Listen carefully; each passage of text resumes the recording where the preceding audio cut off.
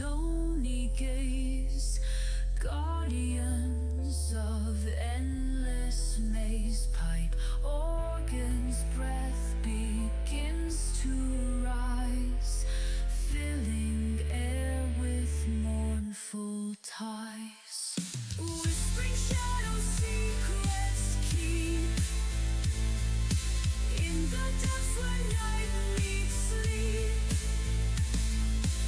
Underneath the velvet gloom, guardians of the haunted room.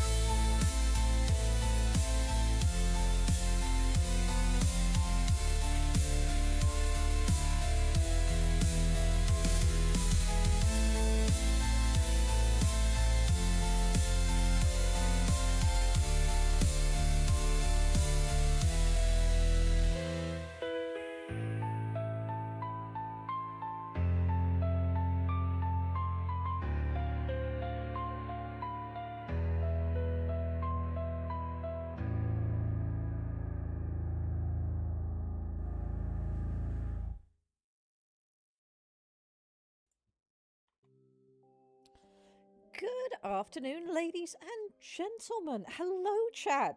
You are afflicted with a Lady Red of the Black Pants Legion and etc. and things. And it is a time and a Friday, and we're here. And hi. Hi, how are you, chat? How is everybody doing? Thank you for quoting quote number 8, Wilf. Shenanigans are fine. Tomfoolery, we have to be careful, otherwise Mad Ducks gets upset. How is everybody doing? It is wonderful to see you all. I have had an exciting week. I have many things I want to talk to you about and get your opinions on. And I have things to read to you. And I completed an absolutely huge project. So I'm feeling good that I don't have that to worry about anymore. Zork says, "It me!" Oh no. Did you bring war crimes with you? Von Falkenstein says, "I am afflicted with a strained left shoulder. Makes it real hard eating my burger. I empathise. Going back to the start of the week, Pip got very excited while we were out walking, and I ended up pulling the muscles down my entire right-hand side. I am pleased to say they're feeling better, and I hope you recover quickly as well, Von Falkenstein, because ow." Erica has also come down with the sickness. Oh dear. I'm introducing it to spicy chicken ramen, made with hot water, spicy chicken, and habanero sauce. Yes, purge the illness. Heat is good for you. Viruses do not like it. Enjoy the heat. And if you have time to gab, you have time for crab. That is correct. This is, in fact, the Shoal stream, where we do underwater shenanigans, and there are many, many crabs. Many exciting crabs. Which probably will lead me into the first thing I would like to talk to you guys about this week. I'm sure you will let me know if my audio levels are behaving. Subnautica 2, they released a new cinematic trailer this week, and yeah, how many of you have been following all the drama with that, and have you seen the new trailer? And Clam Leviathan. I'm annoyed we didn't think of that. I'm very pleased with our Catfish Leviathan, but I'm kind of annoyed we didn't decide to have a Clam Leviathan. And many war crimes, yes, we do many war crimes. It's a very important part of stream. Yes, Subnautica. So UNC Samurai, it seems, knows about it. And yeah, I have opinions. If you're willing to allow me to have my usual rant about ridiculous things, I would love to talk about the Subnautica 2 situation and my cautious optimism for later this month. Oh, so... cautiously optimistic about Subnautica 2, which is coming out a little bit later on this month, into early access at least.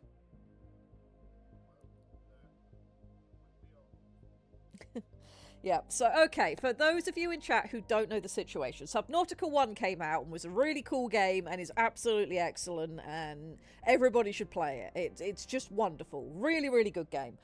They were going to make just a DLC for it that ended up becoming its own game, which is Subnautica Below Zero, which is also very fun, but not as good as the original, in my opinion, for a variety of reasons that I won't dig into, but it was still clearly made by a team that was passionate and had ideas and were doing their best to express them, and it's got some excellent creature design in it. So Below Zero came out and was very good, and then Subnautica 2 went into development, and that was very good until Crafton got involved. Crafton is a company that is somewhat shady, in my personal opinion, and they basically bought Subnautica. They bought the studio and etc. And what was basically going to happen was Subnautica 2 was going to be published by Crafton, and depending on how well it did after the sale, there was going to be a bonus paid to the sort of senior heads behind it, I believe it was, based on how well the game did, as sort of, you know, a final payout, and then they'd move on to other ventures. Crafton would have the Subnautica franchise and, you know, normal business stuff. Except as Subnautica 2 continued along its development cycle, and people were very excited for it because Subnautica is a great game series. The concept is great, the creature design is great, the music in it is great. It's a unique experience you can't really get anywhere else, and it's helped to inspire some of the things that we have on Shoal, and was used as one of our sort of vehicles to talking about our early world building. It was a great comparative tool. Subnautica's unique, so of course people are super excited about another Subnautica game, you know, in the series, especially as the original team has maintained support for the original games, continuing to improve them over time, moving them from, you know, one engine to the next so that it's running well on current hardware and it looks the best that it can, bringing quality of life features that they implemented in Below Zero back into the original game, because people go back and replay. And this is a great team that's worked on these games. They've made another one, everyone's excited, and Crafton realised, oh crap, we're probably going to have to pay out that extra multiple millions that we promised in this deal, and we don't want to pay that. Yeah, 250 million bonus was what Crafton was due to pay if the game did well at its launch. And it wasn't so much that all of Crafton screwed up. I will give credit where it's due. Their legal department did say, when the CEO was like, we need to get rid of the heads so we don't have to pay them this bonus, their legal department did tell them, you're not going to be able to do that. And the things that you're planning to do to skate around this contract are illegal and will bite you in the ass. And then the CEO decided he knew better and just overrode all of that. And I'm taking this from people who've read the lawsuits, etc., and what I gleaned from their breakdown of it. So obviously nothing I say is gospel. I am not a legal professional, and I'm recounting things I remember from what I've seen online. But the CEO decided he knew better, and so he was going to put things in place to get rid of the heads. And because his legal department wasn't going to help him, he decided to ask ChatGPT to help him instead. And ChatGPT'd it. So what we ended up with is, for those of us who, you know, have been excited about this, was, for all we knew, was Subnautica 2 is in development. Oh no, the studio's been brought out by Crafton, but maybe it'll be okay. What do you mean you've gotten rid of the heads of the studio for some kind of weird nonsense? What do you mean that there's now lawsuits going on and etc.? It was very confusing when all this first started, before we knew everything that was really going on. And at one point I was like, well, clearly Subnautica 2 is just not going to happen, or if it does, I'm not interested in it anymore. Especially once Crafton properly took it over, got rid of the people behind it, and then they started basically bad-mouthing the state that the game was in and saying it was nowhere near ready for early access, it was going to need rebuilding from the ground up, it was going to be terrible, etc, etc, etc. And, you know, as a fan of the series, it was a really sort of disappointing and upsetting time. But there is some good news. There is some very, very good news. the guys behind Subnautica decided they weren't going to take this sitting down. It was absolutely ridiculous, and they reached out and made public statements using their own words and not ChatGPT's words. And we kind of began to learn what was going on, and they filed a lawsuit against Crafton. And a judge went ahead and looked at that lawsuit and looked at the issues that were on the table for like some preliminary injunctions and things that needed to be doing.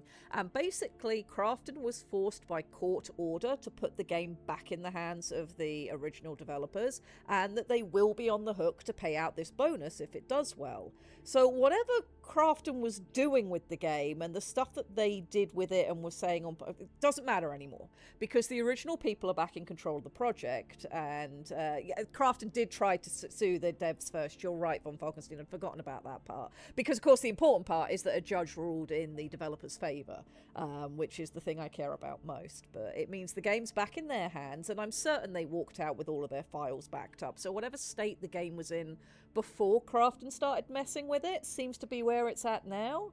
And in the couple of months since, the judge's decision and everything happening, because the devs had said, no, the game is ready to go to early access. There's like minimal that needs left to be done before it can go to early access. I don't know what Crafton's talking about, that it's not fit. It is. And yeah, they've basically said middle of this month, it will launch into early access. So they've released a new cinematic trailer. If you haven't seen it, I strongly suggest you go and watch it. It's got the usual Subnautica comedic terror going on in it. The first Leviathan in it looks interesting. And there's also a giant clam Leviathan covered in eyes. Just eyeballs everywhere. And I am very excited. They've also got... Go on.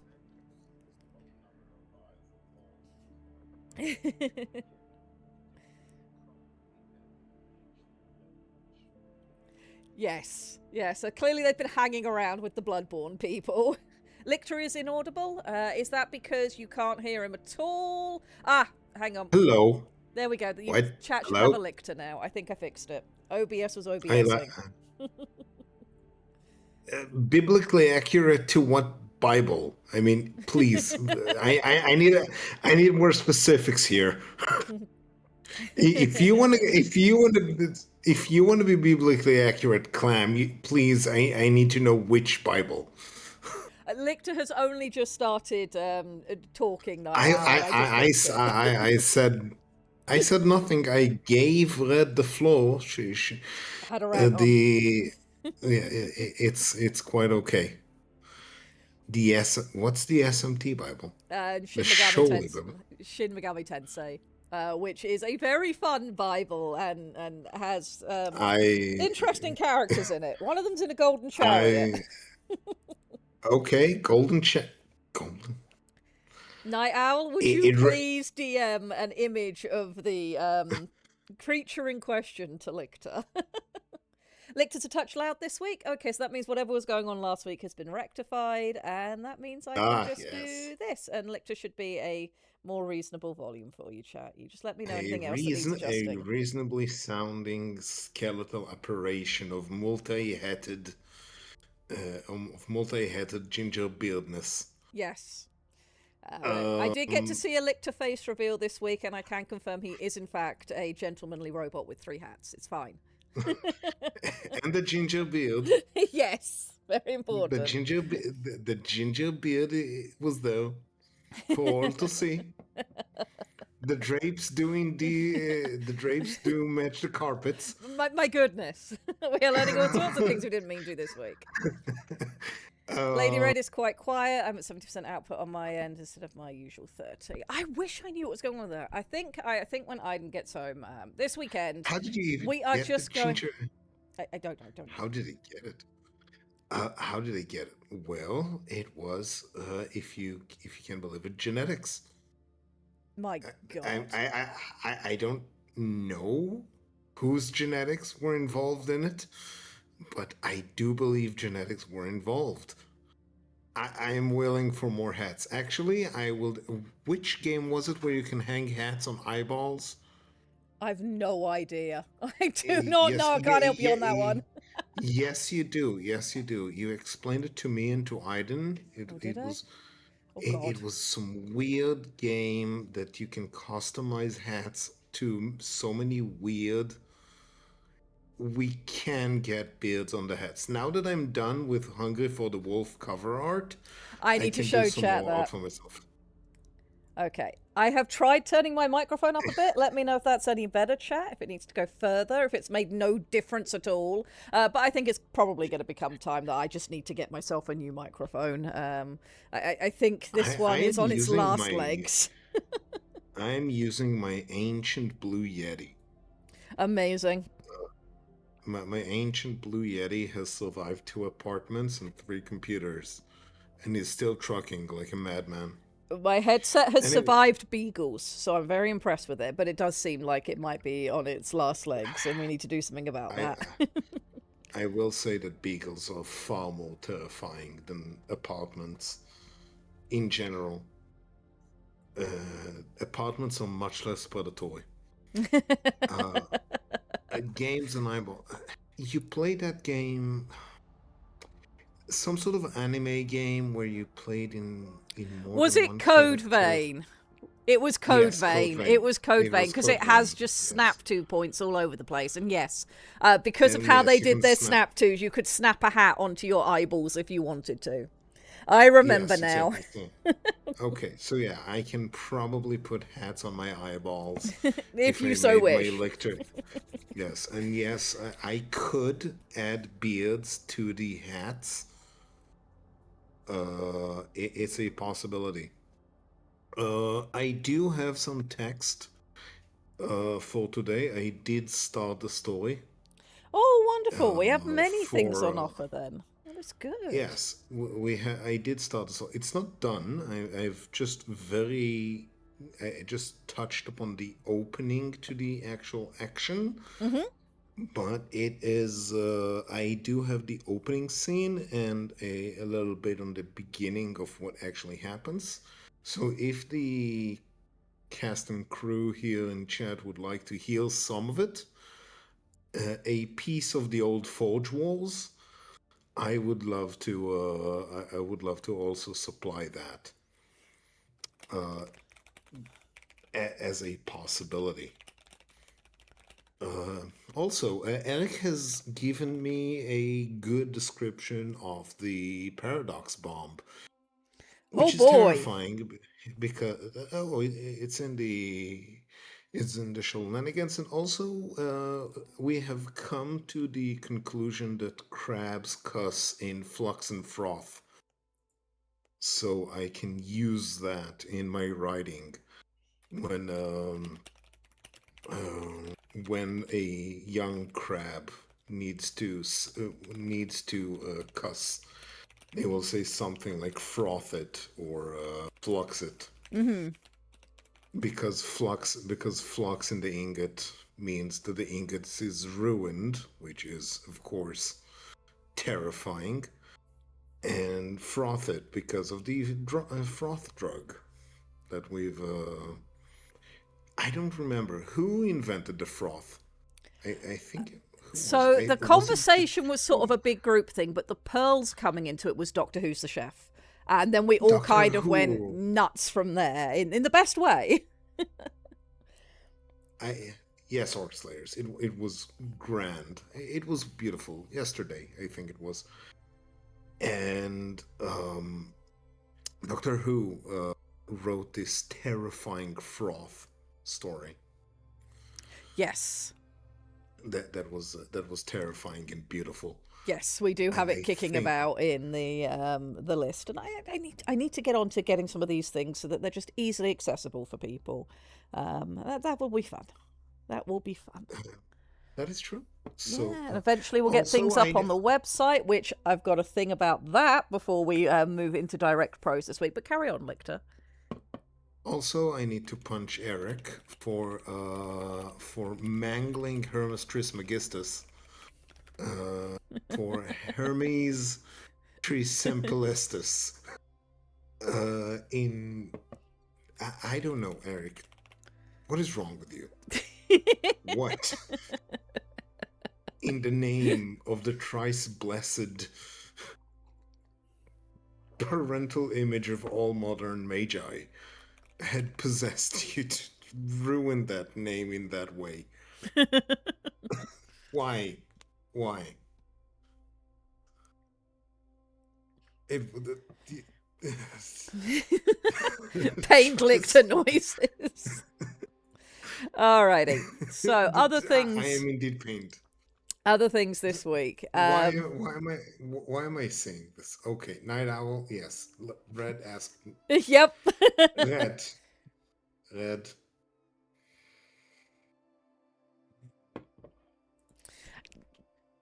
Night Owl brought it up. Now I am going to have to think. Oh, dear. Oh, I think we killed Lictor. I think Lictor's dying. Lictor is considering. You see, now we're going to see it parked somewhere on Drift Market 12. Oh boy. We're going to. You're just going to see it parked somewhere. Fun. Alright, speaking of Lictor experiencing software and needing to reboot, Lictor finished the awful task we set to him, and I should show you guys that. Let me see. Is it still on this image? Yes, there we go. I just had to click one button this week. The cover art, chat, is complete. It has been finished. We now have our final cover art for Hungry for the Wolf, which is the final title for the rewrite that we did. I will be spending some time over this weekend giving it a final editing pass to catch all of those spelling and grammar errors that are still lurking in there. And then this will be in its final version. I will make it available to people. I believe the intention is to hide it somewhere on the BPL website. But I'm also thinking of doing an article about this project for the next newsletter, which will be coming out later this month. Because, we worked hard on this. I think we did good, chat. I think we did really, really good. What Stealth Atlas? I don't see an Atlas. There's just, Alaric Ward and Dovendra. And frankly, Dovendra looks very at peace and not how I initially saw her in my head, but I really like this version of her, and this has now become my canon version, is she looks like that. Yes, we did. She does, and Ward is wearing a shirt, and frankly, I understand exactly why the original book had the cover that it did. It was just a shirtless Alaric Ward, and it was like, I get the joke, okay, this is fine, but I like Lictor's better, because one of the truths about humanity is if you just show people the thing, they go, okay, the thing. If you hint at the fullness of the thing, the imagination getting involved makes it immeasurably worse. So Ward just having his uniform open to his navel is way better. It is way, way better than him just not having a shirt at all, in my opinion.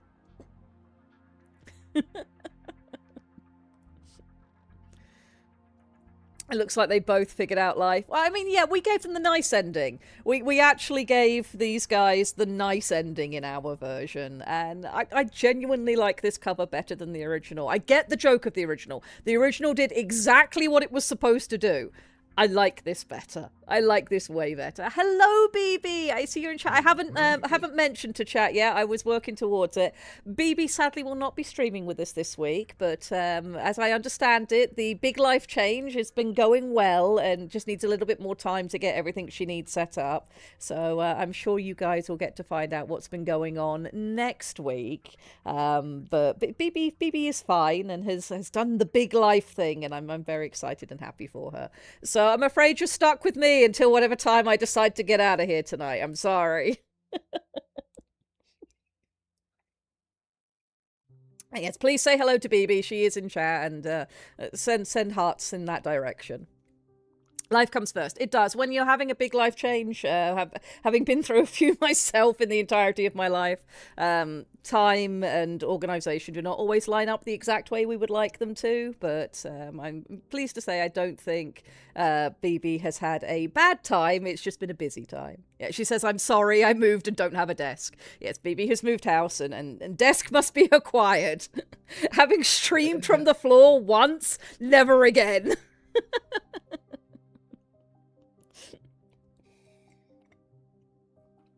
There will come a time. Yes. I must say I had to learn 3 different things while drawing this. What did you have to learn? What did you learn from this ridiculous project that we undertook? First of all, I had learned what a golden kashik is. I learned what a kashik is. I had to learn what clan uniform look like. Yeah, when wait. Tex doesn't laugh at them being a bunch of furries. I remember we were doing that research. We're like, what colour should this be? Well, let's go and find some uniforms. And then Aiden got pulled in to come and help. Some actual effort went into this, chat. No. Chat had helped before. I mean, figuring out what are they sleeping on, and how to draw trees and background. Yes, and depending Because on the if- rendering style you use, trees can either be the easiest thing in the world to draw or the worst.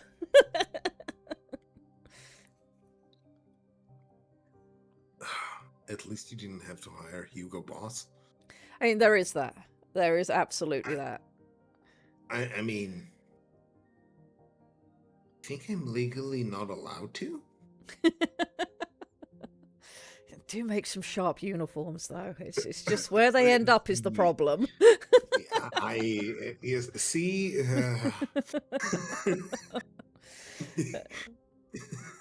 But yeah, I'm very, very happy with this art. I'm very excited to get the final release of Hungry for the Wolf out there. I'm going to write the article for the newsletter. And yeah, we're just going to inflict this on the world. And there is going to be, I've spoken to relevant people, we're going to make an audiobook for Christmas. So you have that to look forward to, chat. It might end up being a Goop Drive, I'm not sure, but I think I have the people in place. I would like for you guys to have an audiobook for Christmas. Of this ridiculous thing that we did. Yes. That cover is love. Yeah, the cover's great. Lictor did such a good job. Thank you. Yes, learning to put people on mechs. Yeah, I think you did great. They look really comfy and cozy, and we gave them the happy ending. I'm proud of us, chat. We made the nice version of the book. What are the odds of getting Tex to voice Darvendra? I'm not going to ask him to do that much work, but I absolutely need Tex to do the Crowban cameo. Squick will be Technician Hale. That has to happen as well. And the rest of it will all be figured out from there. And yeah, I hope you guys will enjoy it. End of this year. That should be fun. That would be very fun. I would like you to have an audiobook is an ominous threat. It is. In the case of anything I've been allowed to write, it is absolutely a threat. I don't... You see, Red, nobody is... Who is threatening you? No, I'm threatening chat. I'm going to dump this on you. You can't...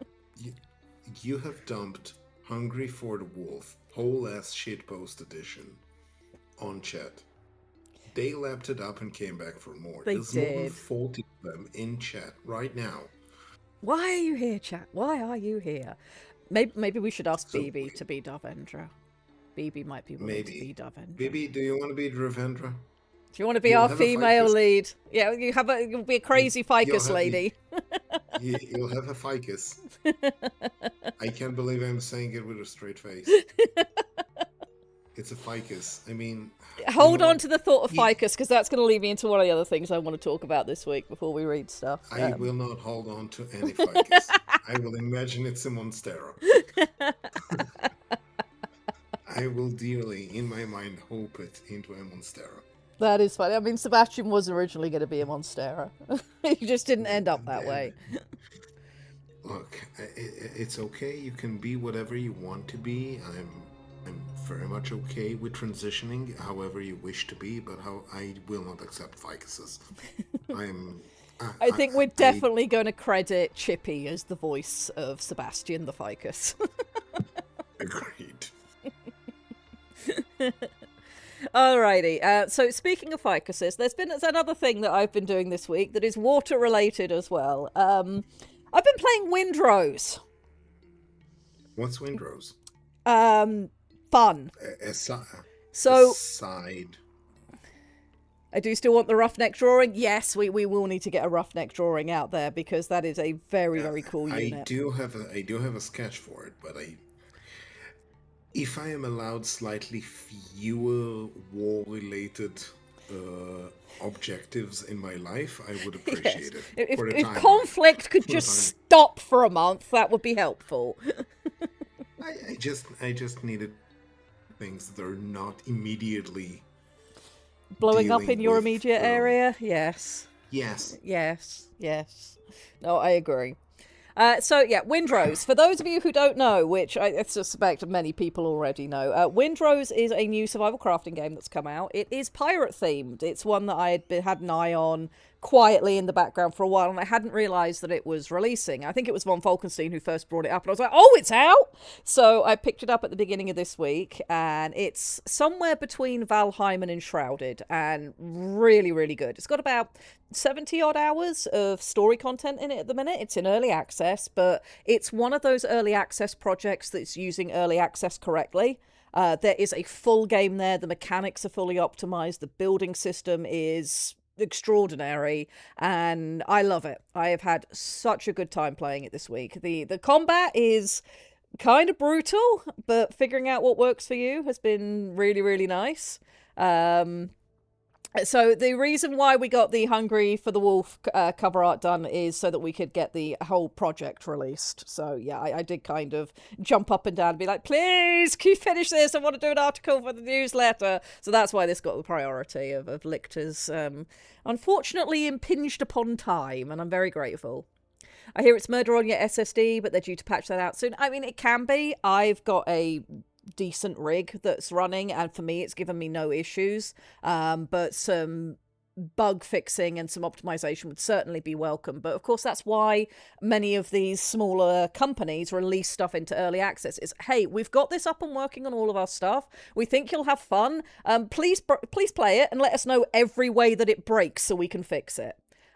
So that's exactly what should happen with an early access game, and I have just had a blast in it. Biggest problem we've been having at the minute is lag issues with people connecting to our server from other countries, which not entirely surprising, but I just wish I could play with my friends in England and Australia with less hassle. But it has been really fun. I love the building system. It's really good. The exploration and the gameplay loop is really, really tight. You are rewarded for exploring. You're rewarded for killing ships out at sea. It's just good. I've been really enjoying it. So if you haven't played it and you're thinking about it, you should. Sort of a game?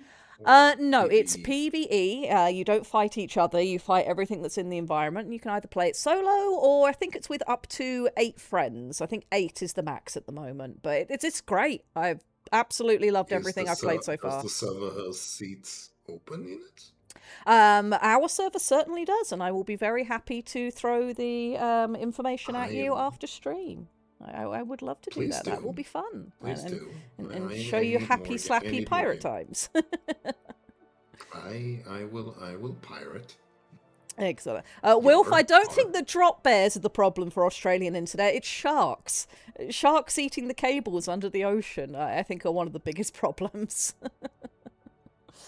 So yeah, if you haven't played Windrose, please give it a try. It's very, very good. At some point, once it's a little bit further along, I'm trying to convince Aloe to play it at some point, and I think he'll be down for it. But I think he wants to do Enshrouded after we finish with Abiotic Factor, which I'm down for that as well, because Enshrouded is also very fun and has a very unique feel to it. But yeah, I'm hoping at some point we might stream it with Aloe, because it's fun. Yeah, it's very, very good. Okay, let's get Hungry for the Wolf off the screen. I've talked about Subnautica 2. I've talked about Windrose. I've talked about the article that I want to do. I think that concludes all of my pre-stream bullshit within half an hour. And awesome. Withering. Yeah. We call it withering. That's fine. All right.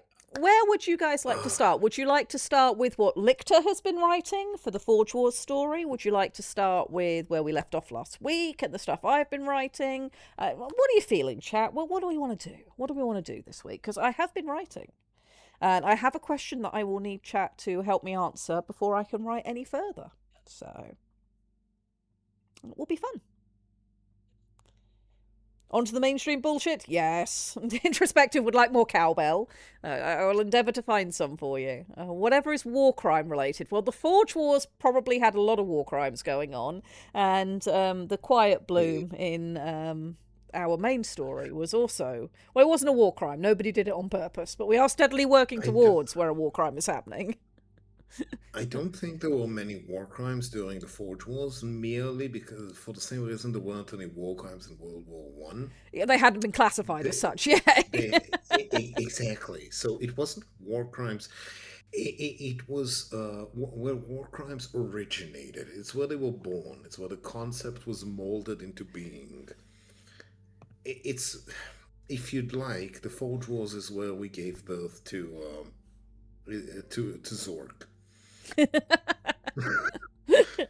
And lo, in the closing days of the Forge Wars, Zork was born. He cameth from all of the terror. It's not sparkling genocide. Zork, we had a name for it. It's bubbly Prussian tactics. Yes, that is the specific Shoaly term for all of this. ACMT is hiring for its new science division. Okay. Oh, Red. Nice.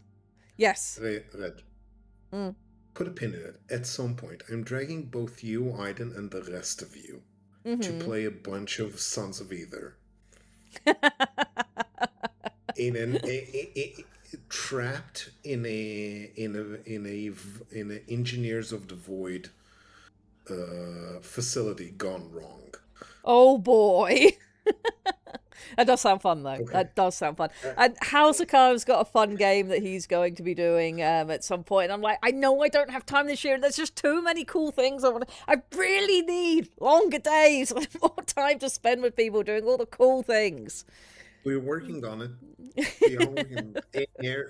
Earth is slowing down slowly. Days are getting tick by tick longer. Well, it needs to do it a little bit faster, like within my lifetime. Within, like, my next 2 years, please. I see. Okay, I'll have to make a few calls, and it might involve a few minor nuclear explosions. But if that's what we're aiming.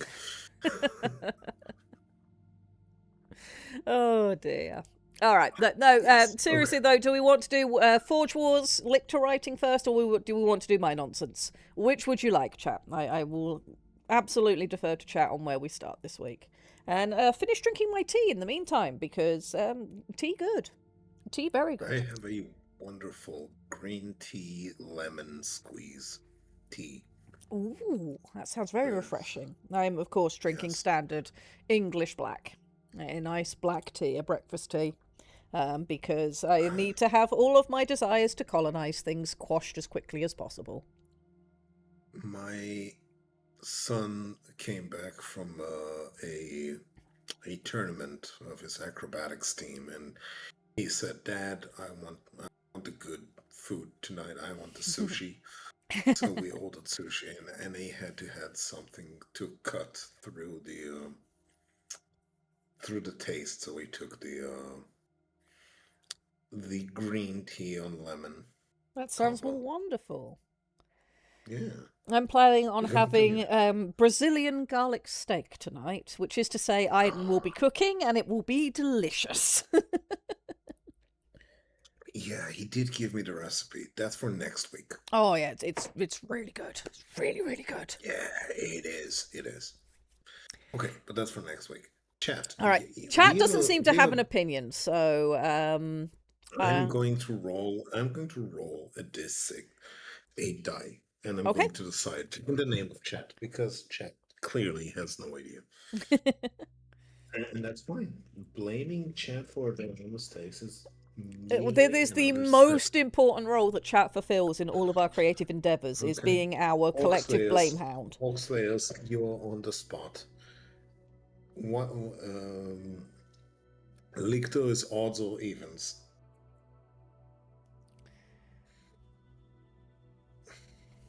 Chat's opinion is always, yes, no, maybe shiny. Lictor is evens. Orcslayer says evens. So if it's evens, it's you. If it's odds, it's me. 3. That means we're starting with me. Yes, we do. You get a whole. I think you have a whole chapter. So I have the end of the chapter that we were doing last week, chapter 9, and then getting into chapter 10, and then I will need to ask chat a question at the end of it. So yeah, we'll click down to chapter 9. It helps if I do it on the correct side of Scrivener. There we go. Okay, so last week where we left off is we had the exploration of the temple complex and the realisation that, oh god, the statues are silent, as well as having their faces missing, because erosion is a bitch. And then we were going to have them move towards the armory and everything that happens after that. So that is where we're at. I'm going to do one quick look over at chat, see if I've missed anything, and then we will start reading. Oh, hello, Mo! Welcome to our nonsense. All right. Our triumvirate is now complete. We can now go and deal with Rome. Alrighty, I will read. Here we go. They left the gods behind and entered the old machinery of survival. The shift was immediate. Temple architecture, even ruined, had been made to raise the eye and still the mind. The district beyond the rear entrance had no such ambitions. Its lines were lower, heavier, and thicker in the places that mattered. Walls sloped instead of soaring. Corners were blunt. Doorways were built to be secured, not admired. The old road here broadened into a hard-packed serviceway, scoured by deep wear and lined with loading recesses, anchor grooves and empty rack points. Barracks and armoury, Magarel said, her drone slipping ahead through the outer threshold. Temple guards, route keepers, current shepherds and city defenders. Chorax could not afford piety without logistics. And logistics without piety? Jabra asked. Depends who you ask, Umi murmured. Jake let his lights play over the nearest block and saw what she meant at once. This district had once expected urgency. Not the orderly urgency of markets or civic administration, but the kind that came when something very large, very hungry, and very much not interested in your urban planning began drifting in from the dark. The courtyards were broad enough for teams to work quickly. The open bays were built to take awkward loads. The walls between certain sections were doubled, with half-collapsed channels in them that might once have served to pass ammunition, signal carriers, or heavy equipment from one room to another without clogging the main yard. The armoury itself sat beyond a low outer court. The court had once been organised with practical precision. Bays along the left side for repair or staging. A long central space for laying out equipment, and a raised station near the far wall where some officer or quartermaster had probably once shouted themselves hoarse while teams rushed past with poison stakes and bait frames. Now the whole place had softened under centuries of abandonment. Silt drifted in the corners. The old drainage channels were clogged with sponge growth and pale fungal mats. Even so, the layout held. The entry to the armoury proper had been burst open at some point. Not recently. The damage was old enough that the broken edges wore the same algae skin as the surrounding stone. But it had not been meant to open the way it now did. One side of the heavy threshold had been levered outwards and cracked down the middle. The fragments of what had once been a closing slab leaned at angles nearby, half buried in drifts of fine sediment. Jabra swam up to the split frame and ran one claw along the fracture line. Pride, she said. From the outside, not by current, not by age. One of the later scavengers? Hordaka asked. Or one of the earlier survivors, Umi said. This district would have held supplies people suddenly decided they needed very badly. Jake looked past the broken threshold into the chamber beyond and felt the first little jump of excitement he always got on entering a place full of old tools. Unlike the workshops they'd visited before, the armoury still looked like a place of defence, even after all this time. The scale was larger. The storage frames were thicker. The floor had deeper drag marks worn into it by things once moved in haste. Whatever Chorax had used to protect itself before the Forge Wars, it had stored it here in bulk. Magarel's drone drifted inside first, mapping the room in a slow arc. The chamber beyond was broad and long, its ceiling low compared to the temple, but still high enough for large bodies and bigger equipment to move under. Rows of rack frames stood like dead trees, many bent or collapsed, others still upright enough to show where the heavy gear had once hung. Wall bins gaped empty. A pair of loading cradles sat canted on one side where some final rush had left them askew and no one had ever come back to set them right. And one fact became clear very quickly. All the smaller weapons were gone. Jake saw absence before he saw anything else. Too many gaps where handheld gear should have been. Too many empty slots in wall arrays sized for compact tools and personal weapons. Too many rack pegs worn smooth by frequent removal, with nothing left hanging from them now. Jabra clicked once through her teeth. "They stripped the quick arms first," she said. "Blades, pikes, light launchers, stun bars. Everything you'd hand to a frightened crowd or a city watch under pressure." "Or everything a frightened crowd took for itself," Umi said. The idea changed the room immediately. Before it had been an old military store. Now Jake could see it in the final days laid over top. Guards shoving open bins, civilians begging, someone authoritative trying to ration out whatever portable defence remained, while outside the city unravelled. People taking what was easy to carry and running for doors that might have already been closing. What remained, by and large, were the things too awkward, too specialised, or too infrastructure dependent to be useful in a riot. Which meant, for their purposes, the room was a treasure. Hodaka let out a low whistle. "Oh," he said, all offended delight, "this is old." It was archaic by Shoal standards, in exactly the way Jake had been told to expect. Not primitive, not at all.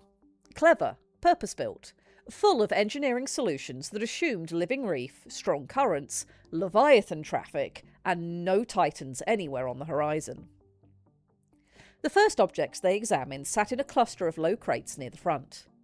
At least, Jake thought they were crates until Magarel brushed silt away and revealed a pattern of vent holes, internal grooves, and old latch channels cut into the stone-lined shell. "Bait cases," she said, "for scent blocks or blood packs." Jake crouched beside one and peered in. The insides were scored by old residue and tiny feeding marks from whatever had nibbled at them after abandonment. One side still held traces of a locking membrane. "Used to lure leviathans off route?" he guessed. Magarel's colours shifted in brief approval. "Yes, drop them into a current arm that leads away from the city and let the scent do the work. Crude, but effective if you know who you're trying to tempt." Jabra nudged one with a claw.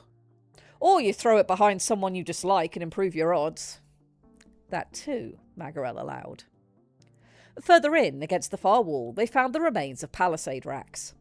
These had once been modular frames of reef-grown spars and mineral braces that could be slotted together into angled barriers. Time had collapsed most of them into heaps, but enough remained in place to read the design. Broad-footed, slanted, built to bite into seafloor and redirect the path of anything large enough to crawl or bulldoze along the bottom. "Ground crawlers," Umi said, touching the old grooves with quiet familiarity. "Burrowbacks, trench ploughs, armoured shell beasts. You don't stop them, you just make the route less appealing." "Channel them," Jake said. "Yes." He could picture lines of these dragged out in haste and hammered into approach routes, while civic alarms screamed in the distance. A desperate geometry designed to persuade something enormous to choose a different street. Near the back of the chamber stood the frames for heavy water dispensers and frequency deterrents. The dispensers were easiest to understand. Thick-bodied mounts with hose couplings and pressure locks, built to drive clouds of treated water or dispersant into narrow corridor with enough force to matter. Their tanks were long gone, but the frames remained, bolted in place around old pump housings. The frequency deterrents were stranger. At first, Jake thought them decorative shells mounted in rows, large and spiralled, polished once and now dulled with age. Then he noticed the throat apertures, the internal resonance ribs, and the way each had been fixed towards specific firing arcs. "Sound shells," Magarel said when he asked. "Load them with pressure and tune vibration. They direct the cry of siren eels, and certain shrimp clicks, and other acoustic patterns leviathans dislike. Jake stared at them. You weaponized noise. We are Shoaly, Umi said dryly. Of course we weaponized noise.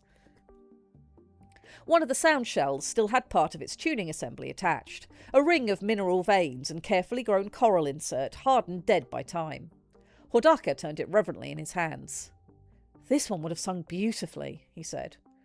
Or hideously, Jabra said, depending who was downrange.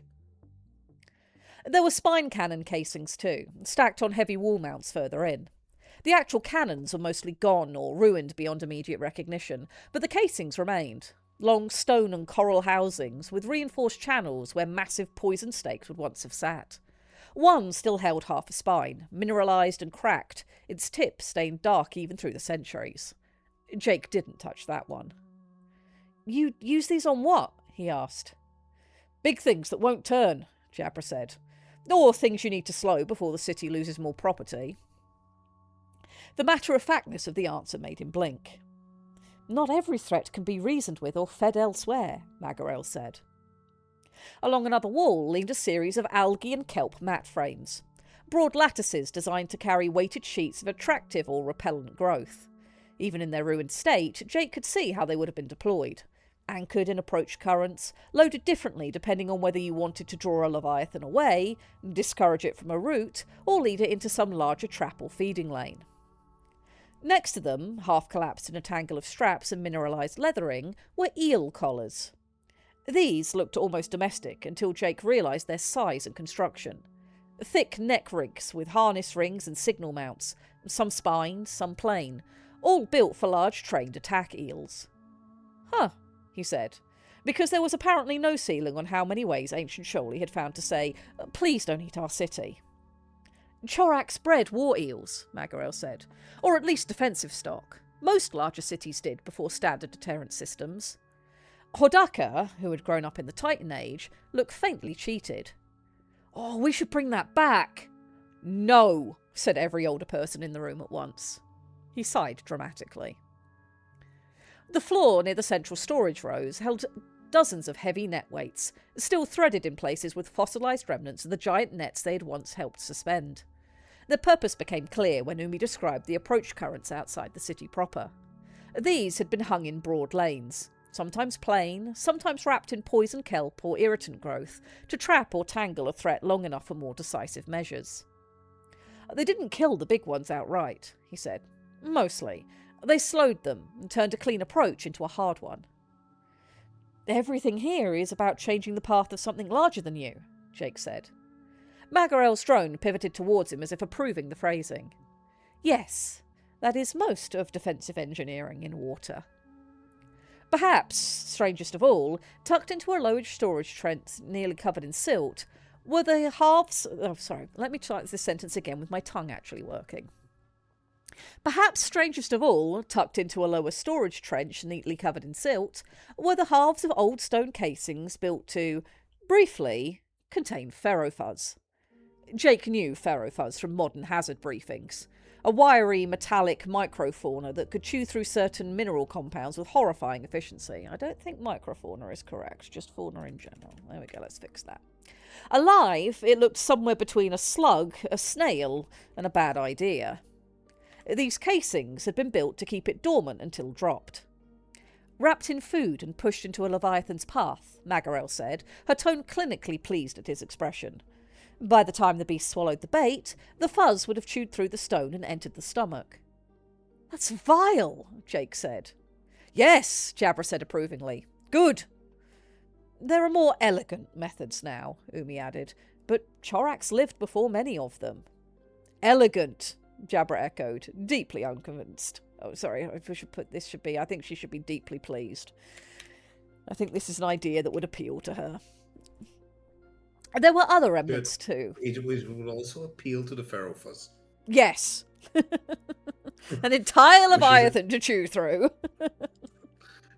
Chewy is a very hard word on them. They won't chew through it.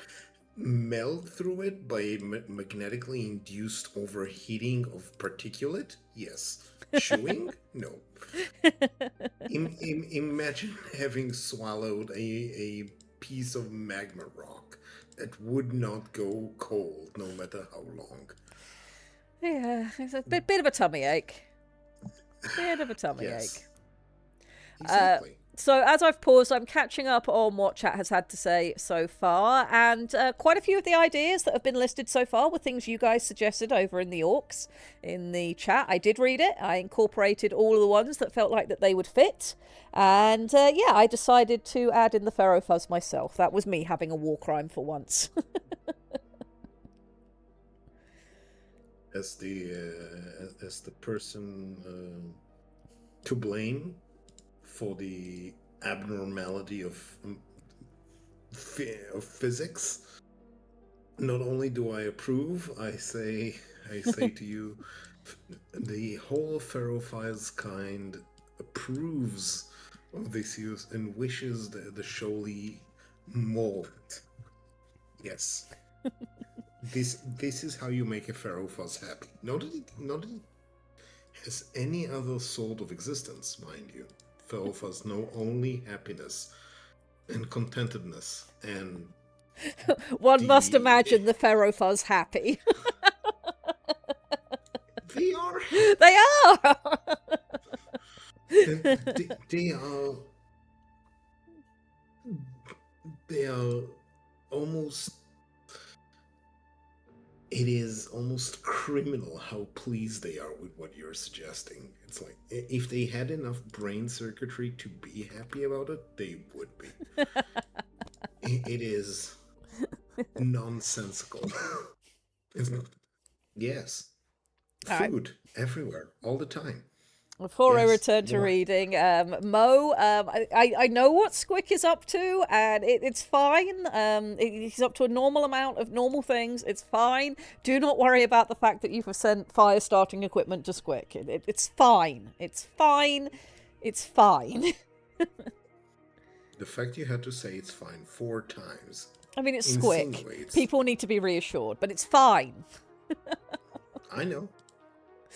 Alrighty. Remind me, last session, has Squeak already heard the Gospel of Impact? No, he was sick. He was asleep and sick last session, and we have not inflicted upon him yet. So I look forward to his response to that, because the Gospel of Impact was fantastic. This is going to be an interesting time. Yes. Yes. Alrighty, let's get back to reading this, because we've got quite a lot to get through this week, and I also want to touch on Lictor stuff, so we will keep going. There were other remnants too. Hook lances for redirecting current sails, anchoring claws designed to fix portable barriers into bare rock, ruined scent foggers, signalling plates for coordinating teams through murky water, the old defensive vocabulary of a city that had once lived with leviathans as practical urban planning concerns instead of mythic monsters. And everywhere, under all of it, signs of haste. Not the original organisation, because the room had clearly once been very well ordered, but the violence done to that order in its final days. Frames dragged out and abandoned, storage bins left open, stacks half toppled because someone had taken the first 3 pieces and left the rest to spill. Wall glyphs scratched over with quick marks that meant little now, but at once probably shouted counts, priorities, and destinations. The armoury had not simply been abandoned. It had been used up. They followed that feeling deeper. The team spread out with more focus now, looking not just at what the armoury contained, but how it had died.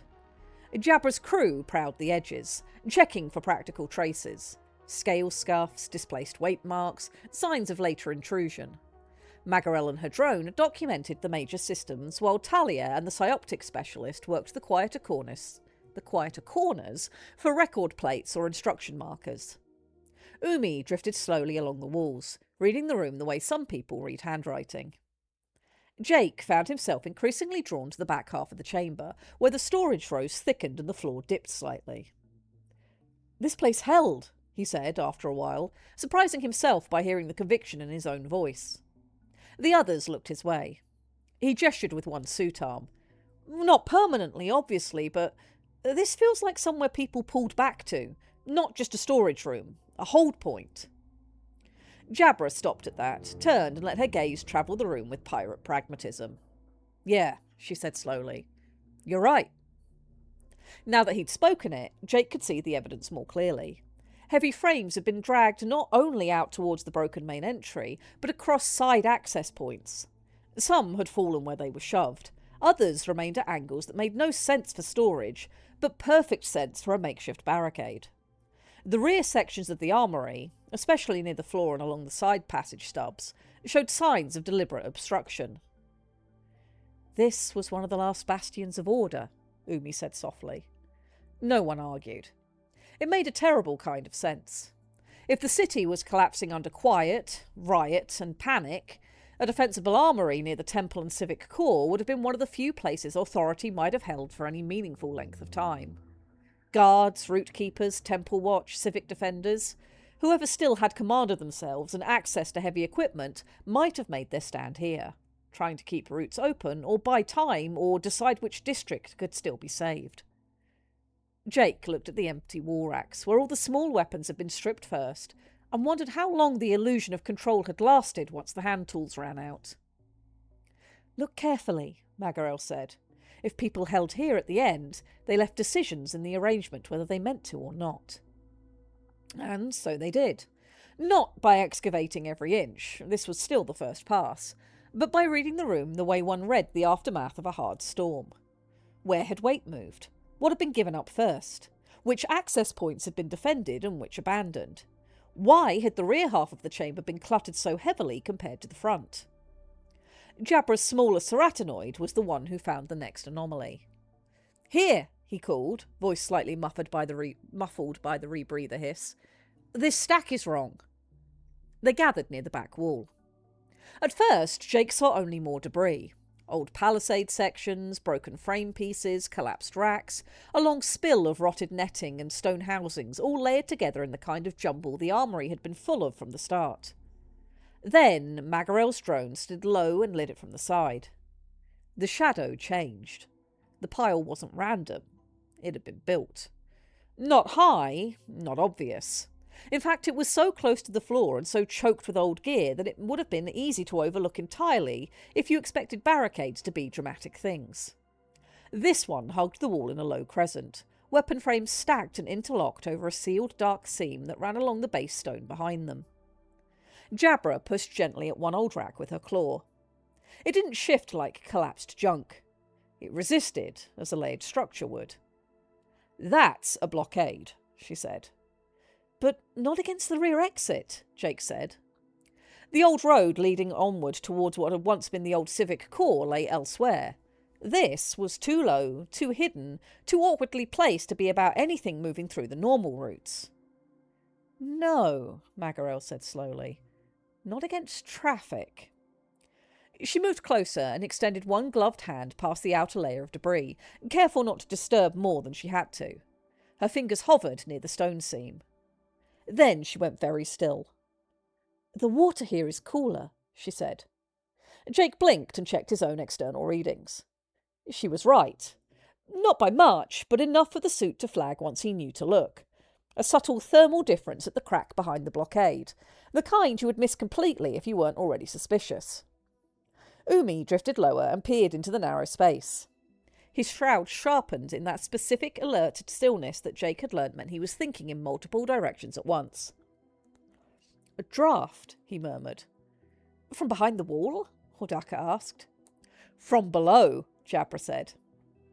Now that she said it, Jake could see the possibility. The seam at the base of the wall wasn't just a crack. It widened very slightly where the old stone had been undercut. Not enough for a body, but enough to suggest a void behind it. Or beneath it. Magarel's drone slipped close and sent a narrow probe beam through the lowest gap. The light vanished, down at an angle. Oh, Jake said. The chamber went quiet around the discovery. This was hidden on purpose, Magarel said. Not for public defence, for concealment. Jabra's shroud sharpened with predatory interest. Smuggling route? Umi shook his head slowly.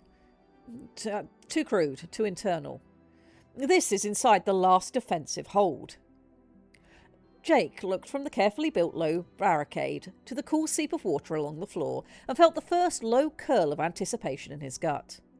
I don't believe it, Magarel said. Everyone looked at her.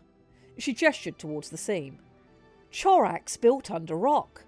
Other cities from the time period did too, but to have... Other cities from the time did too, to have somewhere Leviathans couldn't reach. But there are no records of Chorax having an under-rock sector. This is incredible. If that's the case, if this was the guards' access into the Undercity, this is where people who didn't leave fled at the end. Umi's voice was low, contrasting the guilty excitement of his shroud.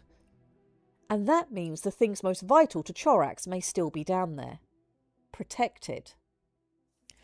The wrong song, faint until then under the old armoury's silence and rusted ingenuity, gave a subtle pull at the base of Jake's awareness. Not loud, not enough to point with confidence, but enough to say, forward. Do you guys hear the other song yet?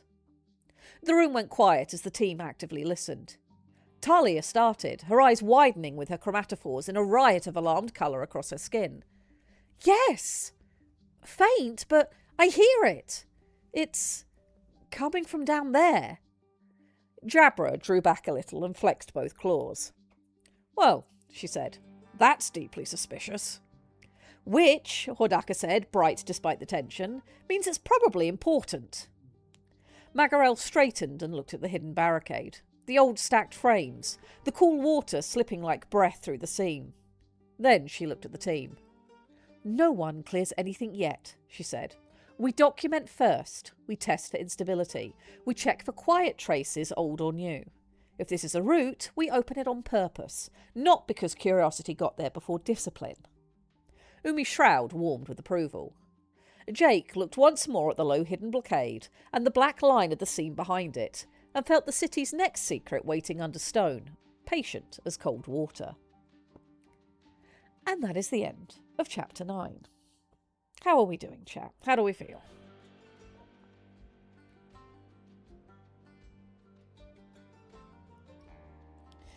Yes, it's fine. Don't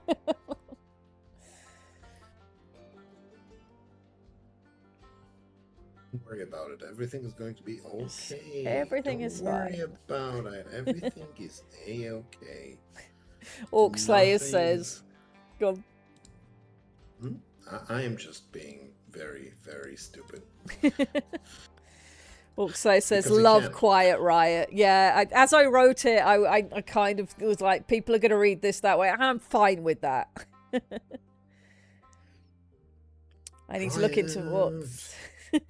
I need to look into what sensors Jake would have with him. Apparently modern high-end scuba gear has integrated sonar and other sensors. Giving Jake sonar could be very interesting. Jake has sonar. Period. That's Yeah, not a that seems to question. be what Ed is implying, that he can have whatever sensors he needs. But I haven't leaned heavily into that. But as they're heading into this underground area now, it would be very interesting to have Jake, because I'm sure the sonar will just, it doesn't sound great to the Shoaly, and they prefer he didn't use it. But for exploring the initial tunnels, Jake using sonar to sort of get an idea of that would be a very cool thing to add.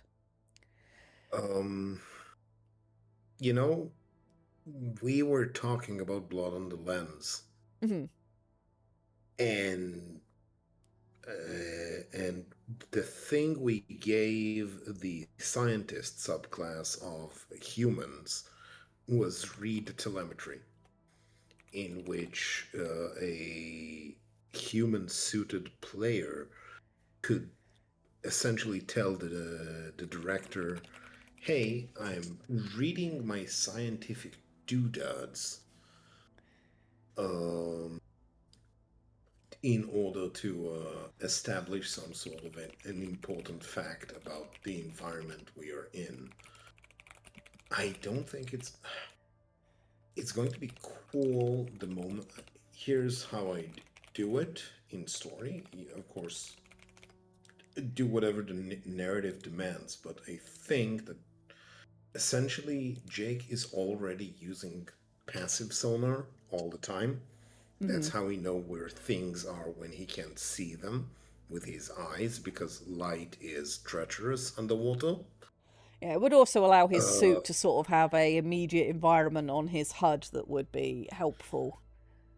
exactly. So you have a passive sonar because things move and sound travels no matter how silent. So he can read what's going on. But if he needs a clear image of what's where and how, he can emit active sonar. And active sonar will make Shoaly with sufficiently sharp senses go ow. Not because his active sonar is an a violent impulse. It's not Yeah. a delicate type of machinery, and clearly it wasn't calibrated to make Jolie feel nice. Yes. Yeah, we can definitely add that in, and sort of call attention to that at the right places. So early enough on in the story, and then perhaps we focus in on it a little more in chapter 10, where its usage will be extremely relevant. It's not going to be in what I've already written for chapter 10, but I'm obviously very happy to go back and make edits, because editing process and refinement is all part of writing. I'm not trying to give you more work. I'm thinking idea. Yeah, no. It's a good thing to do, and I hadn't considered it while I was writing, and now I want to go back and do that. And yeah, Kilo giving advice of I advise one ping only. Yeah, yeah, Hero it is gives wise Jake a beyond her weapon years. even though he doesn't have normal weapons. Yes, Orc Slayers, that's a good idea. I can very much see how we tighten the narrative with all of this. Look at us being smart and clever this week. How do we?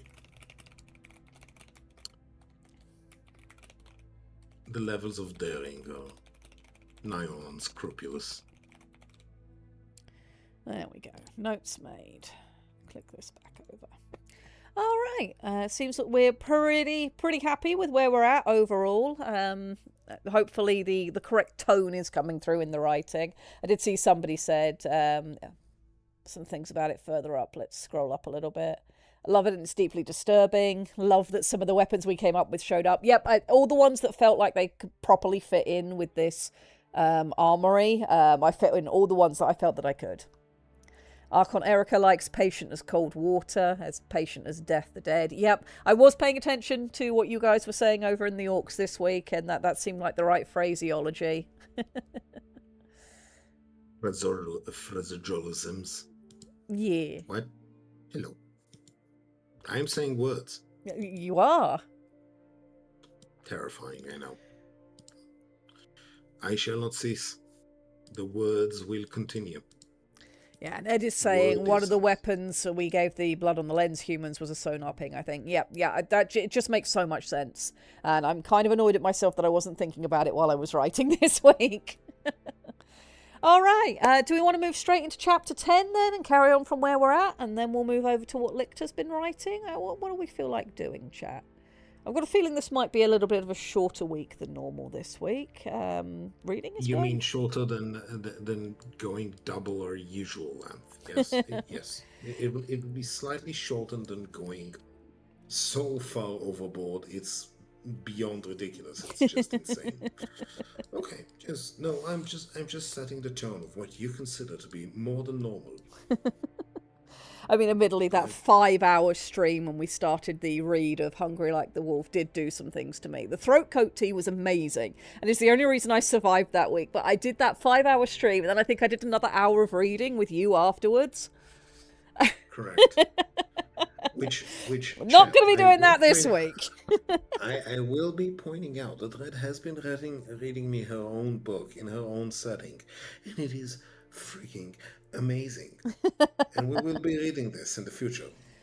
I mean, if people are interested, yeah, and if we want to take a break and have, They are. another couple of weeks of reading, probably once we finish our first book, we might take a break. And if you guys would like me to read you one of my books, I would love to do that. I would be quite happy to do that, but it will be people's choice. And that's assuming we don't end up starting another ridiculous project. Like, well, we wrote a romance for Battletech. We fixed a romance. Let's do something else equally as stupid.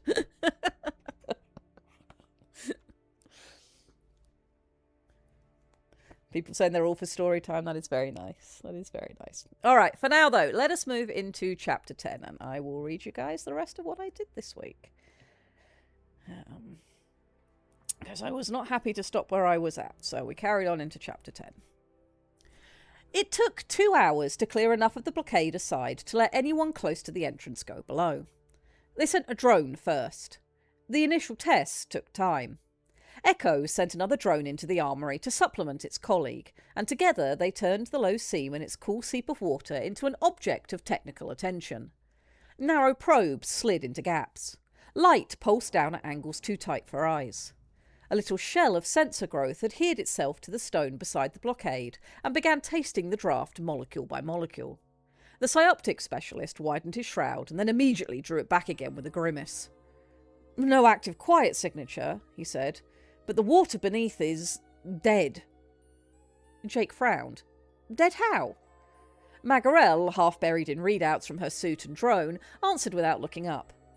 "Stagnant, sealed, not cycling properly with the city above." She tapped one finger against a floating marker.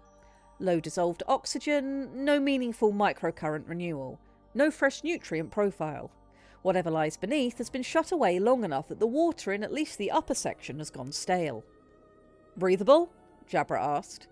"For Jacob's suit? Irrelevant." Magarel finally looked up. "For Shoaly? Not comfortably. Not at first, not in this tunnel. Opening it will begin circulation, but not quickly enough to matter for a casual stroll. If it's any worse a little deeper, it would be dangerous." "Then we crack it, we wait, we go later," Talia suggested. Magarel's colours flattened in thought. Jabra, on the other hand, looked openly annoyed by the idea of letting a newly discovered undercity entrance sit unexplored for hours while everyone politely ate lunch around it. "We don't need a casual stroll," she said. "We need eyes." Umi's shroud shifted towards caution. "And lungs." Jabra rotated one heavy claw and pointed it at the compact rig mounted behind her gill plates. "I've a breathing kit," she said. "Not for all day, but enough for a quick in and back if the route is stable." Hodaka's head snapped towards her. "That is not a sentence you should say with so much enthusiasm." "It's not enthusiasm," Jabra said. "It's practicality." Jake looked down at the seam, at the cold water breathing through the tiny gap, and felt the same pull of anticipation he had before. Not just because of the hidden space itself. Because the other song, the wrong one, was still there, and now it lay with much more certainty below. He checked his HUD out of reflex. His suit didn't care what the water in the tunnel breathed like. "I can go," he said. The room's attention shifted to him. "My suit is self-contained," he added before anyone could protest. "And I'm the one who keeps hearing things you all don't. If the song's stronger down there, I'm useful." "That is one word for you," Jabra said. Umi made the exact face of a man who had expected this and still disliked it. Magarel's drone pivoted towards Jake, then towards the seam, then back again. She weighed the room in a single long pause. "Not alone," she said at last. Jabra grinned with one corner of her mouth. "Then I volunteer, since I was already planning to." "Of course you were," Umi muttered. Magarel ignored him. "Jabra goes because she has a functional rebreather rig, armour suited for confined passages, and more sense in unstable places than Jacob." She lifted one gloved hand before Jake could object. "That was not an insult, it was an assessment." "It sounded a little like an insult," Jake said. "It can be both," Jabra offered. Magarel continued over them both. "You go only far enough to determine whether the route remains structurally viable, whether it opens into a significant chamber, and whether there are immediate contamination risks. You do not commit to a full exploration. You do not get to be brave. You do not vanish because the Undercity looks interesting." She looked very directly at Jake for the last part. "I'm wounded you'd even think it," he said. "No," Kilo said into his implant. "You are predictable." While the argument was being settled, the rest of the team shifted the armoury into a temporary midday hold. The quartermaster, apparently resigned to the expedition's habit of discovering significant archaeological finds within smelling distance of every meal, claimed a relatively intact loading cradle near the wall and began turning it into a lunch station. Talia and the medic — sorry, Talia is the medic, so I'll fix that later — reset their sampling kits to catalogue the armoury properly while the others were gone. Hodaka, clearly unhappy about being left behind and making noble efforts not to show it, took over the job of perimeter checks with one of Echo's drones hovering near his shoulder, as if to keep him company. Nick remained outside the armoury entrance, on a street beyond, a white-lit bulk of wakeful patients. Echo stayed where she could anchor both the outer road and the inner chamber through her drone network, old and still and impossible to mistake for anything but the expedition's centre of gravity. It did, Jake had to admit, feel a little ridiculous to be preparing for an incursion into a secret undercity route while someone heated lunch 20 body lengths away. Then again, that was fieldwork. They dismantled the barricade in layers. There was no dramatic collapse, no secret door swinging open with ancient mechanical dignity. Just hard labour, careful leverage, and the slow removal of things that had been stacked in fear and urgency hundreds of years ago by hands long dead. Old palisade frames came away first. Then a spill of net weights and rotted restraint lines. Then 2 lengths of cracked stone casing. Then finally the tightly wedged lower rows that had done the real work of sealing the floor gap. Each piece was passed back, documented, and set aside with more care than whoever had assembled them in the first place had probably felt able to manage. As the last of the deliberately interlocked weapon frames came free, the hidden seam opened enough to reveal what it truly was. Not a crack, a descending throat. The floor at the base of the armoury wall gave way to a narrow ramp cut into the bedrock, steep but serviceable, with old handholds and boot notches worn into either side. It vanished quickly into dark. The cool water seep Jake had felt before became a steady, silent exhalation from below. Magarel's drone dipped to the lip and sent a long beam down the passage. The light found walls. Steps in some places, sloping shelf in others. More handholds, more wear. This had not been some maintenance crawl space or smuggler's wormhole hacked out in secret after the city fell. It had once been a normal route for bodies to pass in single or paired file into the rock below Chorax. No records, Magarel murmured, more to herself than anyone else. No surviving maps. Nothing. We knew nothing about this. Umi's shroud was a mix of professional thrill and old sorrow. Then either the records died with the city, or were erased from memory for a reason. Don't like that second option, Jabra said, adjusting the seal on her breathing kit. The apparatus looked ugly and functional. Exactly the sort of thing a mercenary who expected to do unreasonable jobs in unreasonable places would wear without complaint. Additional scrubber lines fed along the sides of her neck and shell, their compact tanks clipped close. She checked pressure, couplings and flow with quick, competent movements. Jake flexed his suit's hands and felt Kilo settle into full support mode against his shoulder mount. I hate this, she informed him. You hate all the good parts. I hate the parts where you go toward unknown sealed passages in dead cities with depth margins and an archaeological temperament. That's very specific. It is because this is becoming a recurring pattern. Magarel drifted to the lip of the ramp and turned one last time towards them. My drone goes with you, she said. It remains under my control. I will see what you see, record what you record, and tell you if you're about to step into something catastrophically stupid. That is reassuring, Jake said. It is meant to be corrective. Jabra clacked her claws once. If we're done blessing the children, let's move. The drone peeled off from Magarel's shoulder and floated over the opening. Its lights dimmed to a narrow exploration beam.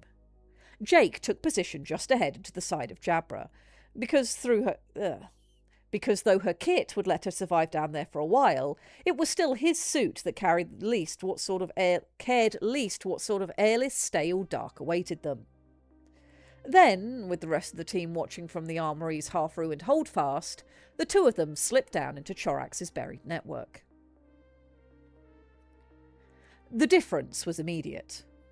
Above, even in ruin, the city still breathed with the open ocean. Currents passed through the streets. Life had moved in. Silt drifted and settled and rose again. Noise, however thinned, existed. Down here, the water felt sealed. Not perfectly. They had opened the route, and already the faintest new movement was trying to begin. But it would take hours, maybe days, for the underways to feel properly joined to the living city again. For now, the passage held a dead stillness, unlike anything Jake had experienced on Shoal. His suit lights cut through dark water dense with fine particulates, but little else. No active filter growth, no free-swimming creatures. No whisper of open currents carrying plankton or spores. The walls pressed close enough on either side that his exosuit had to angle its shoulders in places to keep from scraping. "This is old used," Jabra said quietly over the private local channel. "Not old hidden. People walked this a lot." She was right. The ramp levelled after the first descent into a broad, sloping corridor carved directly into the bedrock under the city.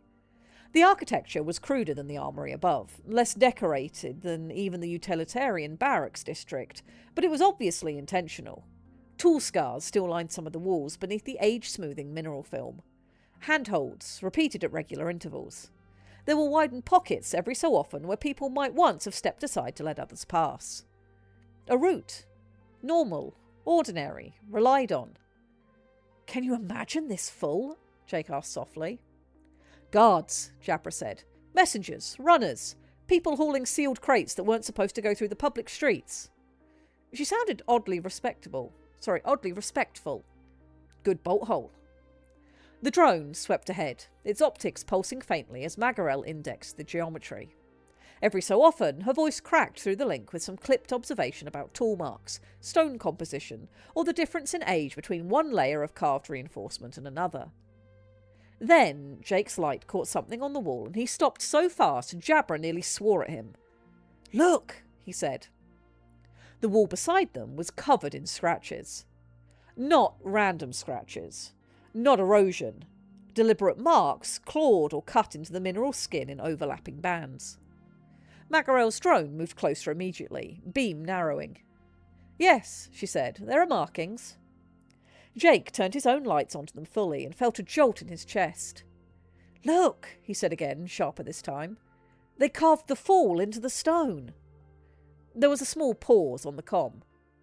"What do you mean?" Magarel asked. Jake stared at the wall, then at the drone, then back again. The markings were messy, hasty, layered over one another in places. But to him, with his human eye trained by lifetimes of reading walls, signs, graffiti, memorial scratchings, and disaster photographs from his own world, they were immediately legible as trying. "Can your drone not see the markings?" he said. "I see them," Magarel said, the faintest edge of impatience in her voice, "but they look like static scratchings." Jake blinked, then almost laughed despite the setting. "Yes," he said. "Wait, do you not carve stories or warnings?" "Warnings, yes," Magarel said. "Route marks, hazard marks, ownership marks. But stories? No. We store those in temps. We always have." "Of course." Jake turned back to the wall, mind running ahead of his mouth now that it had the shape of the thing. "Memory playback is far more detailed. But Chorax was suffering a quiet bloom. This is like when terrible things happened on my world in the past. People want to record their last thoughts, their fears, warnings to the future. This looks like your people doing the same in a way that would last." There was silence on the comm then. Not disagreement. Thinking. "I suppose that makes sense," Magarel said at last. "But how do we read it?" Jake reached out and pointed with one suit finger, careful not to touch the wall itself. "You just do. Look, here. Someone carved a series of 5 lines with a symbol, then an arrow to another symbol. 5 people from some group were meant to meet where that second symbol indicates." Jabra moved closer, her breathing kit whispering softly behind her gills. "And here," Jake said, tracing another set with light rather than hand, "that shape is definitely a quiet bloom. And those are bodies under it. And those lines—" He stopped. Because suddenly, once he had said it aloud, he knew what he was looking at in the next cluster. Repeated forms, verticals and cuts and grouped sigils scratched beneath a rough icon of a door. "Our names," Magarel said very quietly through the comm, following his logic a beat later. Names left without resonance. Jabra fell still. For the first time since Jake had known her, really still. Not coiled for motion, not merely quiet. Affected. He felt it in the shift of her shroud before she spoke. The mercenary hardness remained, but underneath it was the deep pull of grief and recognition. The simple, brutal understanding of people trying to leave themselves behind in whatever medium remained available. "These were final warnings," she said. Her voice had gone rough. People going underground to be safe until they could come back, carving out what they remembered before they lost it. Jake moved his beam further down the wall. The carvings grew denser, faster, more frantic. There were whole mural bands scratched over one another where the quality of the line changed from careful to desperate. Towers represented by quick ringed forms, jagged marks bursting outward from them, bodies running, a cluster of hands or tentacles raised around what could only be the central library, above which someone had carved a chaos of radiating cuts so violent the stone had chipped under the force. The city shrieking. People fleeing. A final attempt to say, "This happened. This happened. Believe us. Don't make the same mistake." It was not normal Shoal record. Magarel was right about that. This was no proper archive, no orderly memory shell or logged temp shard. It was closer to the blunt human instinct Jake knew from his own species. Carve it into whatever will remain. Put it in the wall if the wall might outlive you. Scratch a warning into stone if nothing else can carry it. And, because it was Chorax, because the city's proper memory systems had become engines of death, the crude impulse had become the only one available. "Can you record all of it?" Jake asked. "I already am," Magarel said, and for once all of her sharpness had gone out of her voice. Every line, every cut. They pressed on more slowly after that, the corridor walls yielding more fragments as they descended. A sequence of crude figures clustered under a carved arch with a slashed line through it. Don't go back that way. A swirl of repeated marks around a scratched-in shell shape that Magarel thought might denote a family cache or emergency store. More names, more arrows. One band of carvings that dissolved into repeated parallel scrapes, as if whoever had made them had been too exhausted or distraught to finish the thought. Jabra read none of it in the human way Jake did, but she understood enough now that each cluster hit her like a body. People had hidden here, waited here, tried to preserve themselves in the bedrock while the city above failed. The tunnel no longer felt merely like a secret route. It felt inhabited by the shape of those final hopes. "Ancestors," she muttered once, almost too low for the comm to pick up. "You poor bastards." The tunnel continued down at a shallower angle than Jake had expected, broadening in places where old side cuts or storage nooks had once branched off. Most of those had been deliberately sealed further in, or had collapsed long ago. The drone's beam skimmed over one intersection where a rough stone plug had been wedged into place from this side, and covered with more scratched warnings Jake could not fully pass at first glance. The deeper they went, the colder the water became. Not drastically, but enough that even his suit noted it, flagging a subtle downward trend unrelated to ambient depth alone. The dead water here had sat a long time without the warmth and nutrient mixing of the upper ruins. Then Jabra's breathing rig chimed. A flat mechanical warning, quiet but undeniable. She froze and checked the readout on the other side of her neck harness. "Time," she said. Jake looked instinctively ahead, where the tunnel sloped on into darkness and the drone's beam only partially swallowed it. He wanted, fiercely and stupidly, to see what lay around the next bend. Whether the carvings changed. Whether the wrong song sharpened. Whether the Undercity opened into chambers or old shelters or something far stranger. But Jabra was already turning, disciplined enough not to let curiosity rewrite basic survival math. "We come back when the water's had time to breathe," she said, and when I've got more than one tank between me and stupidity. Jake took one last look at the wall nearest him. There, half obscured by mineral film and silt, someone had carved what looked like a cluster of small figures gathered behind a barred shape, and over them a sequence of lines that might once have been a prayer or warning, or simply the names of the people who had waited there hoping to outlast catastrophe. He didn't know how to read it yet, but he would. "All right," he said softly. Magarel's drone backed away from the wall with obvious reluctance in the turn of its body. Then it pivoted and led them back up slope, light playing over the scratched stone one last time as if memorising it by posture alone. Jake and Jabra followed the drone upward through the dead water, leaving the carved testimony of Chorak's last frightened citizens behind them. For now. And that was where I stopped. How are we doing? I'm trying to re-explain the science, or redefine the science behind how Jake is breathing. Yes, we'd had several options on that over time, and I'm not sure that we've... What did we decide would be the ultimate route? Did we ever get to a definitive conclusion we wanted to use? Well, me and Ed are agreeing on one thing. The rest of the universe is ambivalent because it's way too technical. Is Umi male or female? Umi is male. Umi is male. Mags is female, yes. Umi is latical. Yep, and Mags is a cephalonid. Yes. Ed likes Jabra. That's good. I'm really glad you like how I've been writing Jabra. She's fun. Jabra is the quintessential frontier.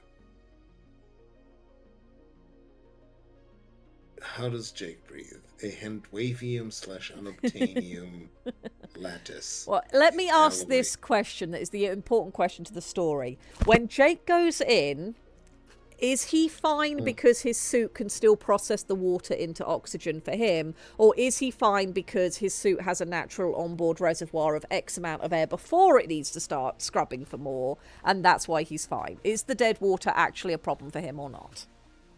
He's fine because the suit tells his brain he's fine. No, I am not kidding. At all. Okay, you are being very difficult right now, baby girl. Hello. I'm not kidding. The reason Jake is fine is because Jake has been trained thoroughly with his man-machine interface. Mm-hmm. And thus, when his body, meat body, the bioform he inhabits on the regular, stops breathing mechanically, and his heart is being powered by the machine because a human heart cannot circulate oxygen in these pressure environments. That oxygen will just not go into his blood. Mm-hmm. So we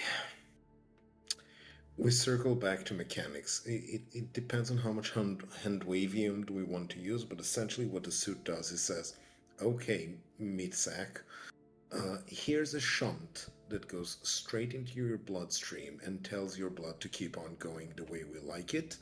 And one of the major reason he needs his off time in his bubble is that his body is still a meat sack that requires this off time to remember what it is to be a human. Otherwise, he'll be stuck in that suit forever. Okay. So I don't need to rewrite any of what I've just written. His suit is in fact fine because of the science that's got going on inside it. He put him in a tub of H2O with enough trace materials of the other gases that he needs, and he'll be fine practically forever. I am currently speaking to you through Anka's head. Baby girl! Baby girl! She is leaning on the microphone. Baby! She says hi, chat. So long as she's not feeding you raw fartonium, we're fine. She is not. She is. I think she's trying to tell me she wants to go out because she is trying to merge with me, and that's not I normal for see. her. The voice of Beagle. Bully Snake is agreed. So what I'm going to do for just a minute is I'm going to be right back, and I'm going to take these doggos out. Oh my goodness, baby, stop! And then I'll be back, and we'll do more things. Be right Okay. back. Lictor, you're in charge. Try not to blow anything up. Of course. Okay. Everyone, she'll be petted. Okay, yeah. Honor who Jack might be fine with the lack of oxygenated water, but there's probably most actual decay in the Jabra is concerned about it. That is true. I mean, the suit might make him survive indefinitely in any liquid environment, but it won't save him if a few mountain falls would decide to lay on top of his head. He is durable, not the Monkey King. He is not going to have a 500-year nap under a mountain just because some guy with an umbrella decided it. So yeah, well, the suit can probably take H2O and scrub it into hydrogen and oxygen using nanofilaments and strong enough an electrical current. He does have a fusion reactor mounted on his back, or the equivalent thereof. Electricity is not a problem, energy is not a problem, and the metamaterial science envisioned in this universe is so advanced as to be handwavium for our purposes.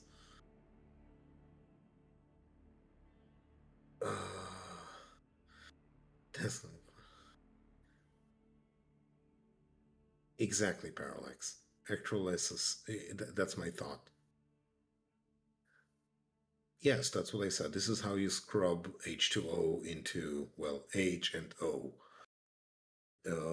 The suit has two modes of operation. If there's enough oxygen in the water, you can essentially use a monofilament that is transparent enough to allow oxygen just reach into the circulation,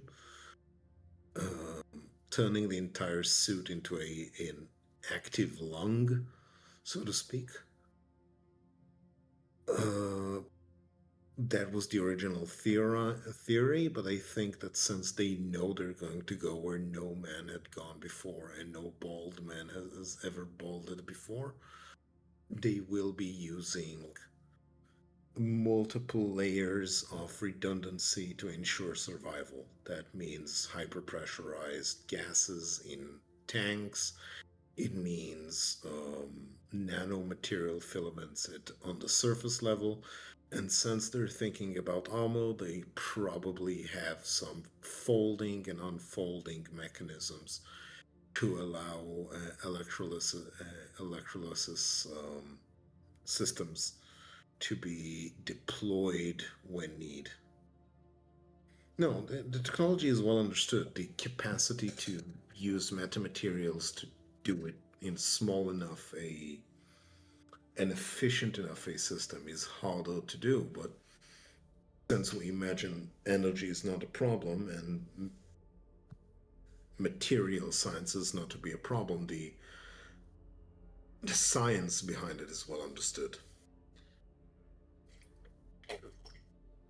If anything, the main problem is that we don't understand how to make brain talk with machine on the level we are talking about, and since this problem is also solved, the rest is easy enough. I am back. Yes, so yeah, Jake is a meat body. He supplies the human directive to the suit. The suit essentially can do everything on its own. It doesn't need Jake at all. It only requires Jake because the people who designed the suit thought that humans should go in the suit. I mean, mostly I was just asking because do I need to change anything of what I wrote? No, I don't. We're good. Okay, so I Yeah, but me and Ed like to witter about look, science it's stuff. important, and it's one of the reasons why communal writing can be so good, because you guys are covering for a deficiency I absolutely have. I am best at writing dark fantasy, steam fantasy, all of that sort of stuff. I'm pretty good at putting myself into those sorts of things. When it comes to hard science, my brain just slowly starts to stop past a certain point. There are just certain things where my brain goes, no, this is not our niche. This is not the thing that we handle well. We are now trying to hold 17 facts at once, but we've already got like 9 other worlds that are fantasy based with magic systems in them living in our head, and we do not have room for all of these things. And we have decided that science is the one that we are going to drop. Hard science is going out of the window, deal with it.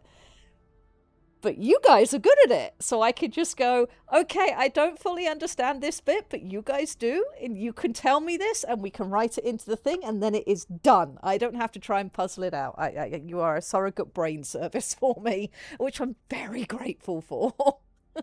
Workspace is correct. We are getting that. Ed, we discussed it on the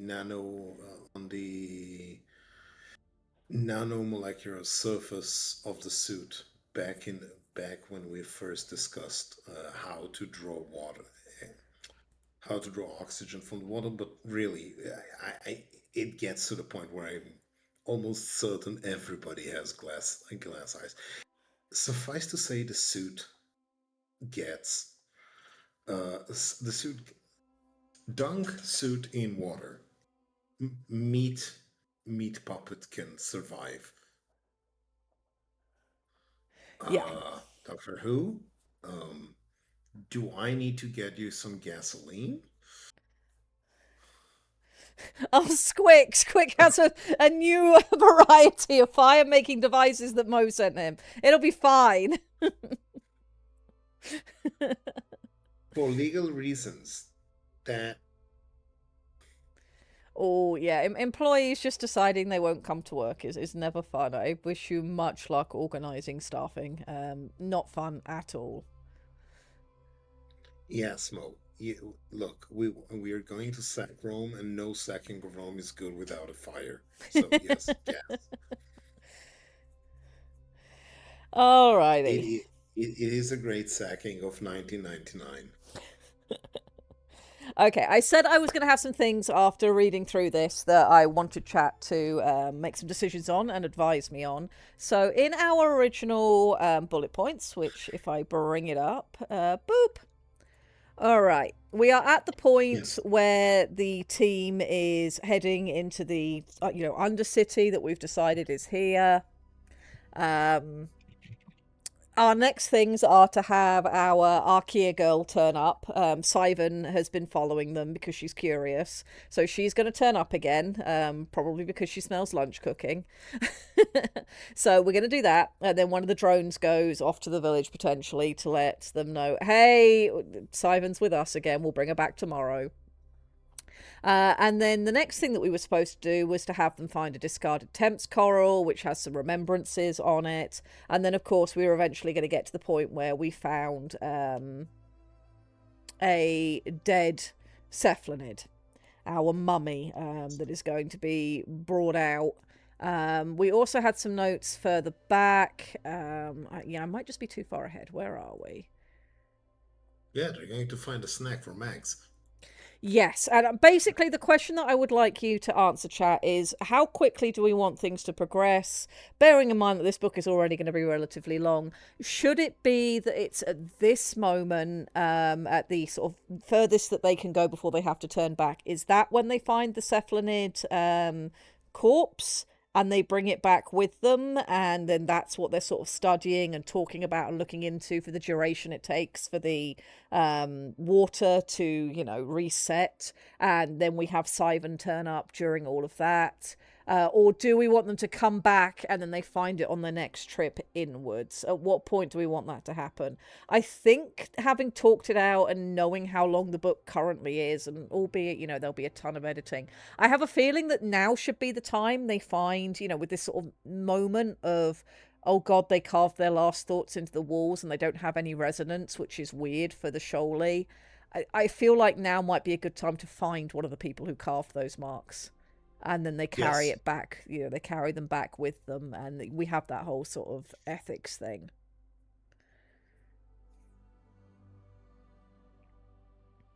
Yeah, I agree.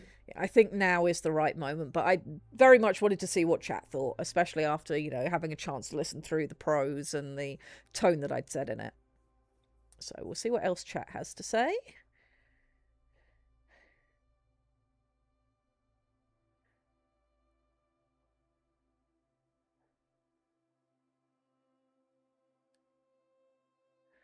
It sounds like you are having a real day, Doctor Who. I wish I could fix it, and good luck, and treat yourself to something nice at the far end of it.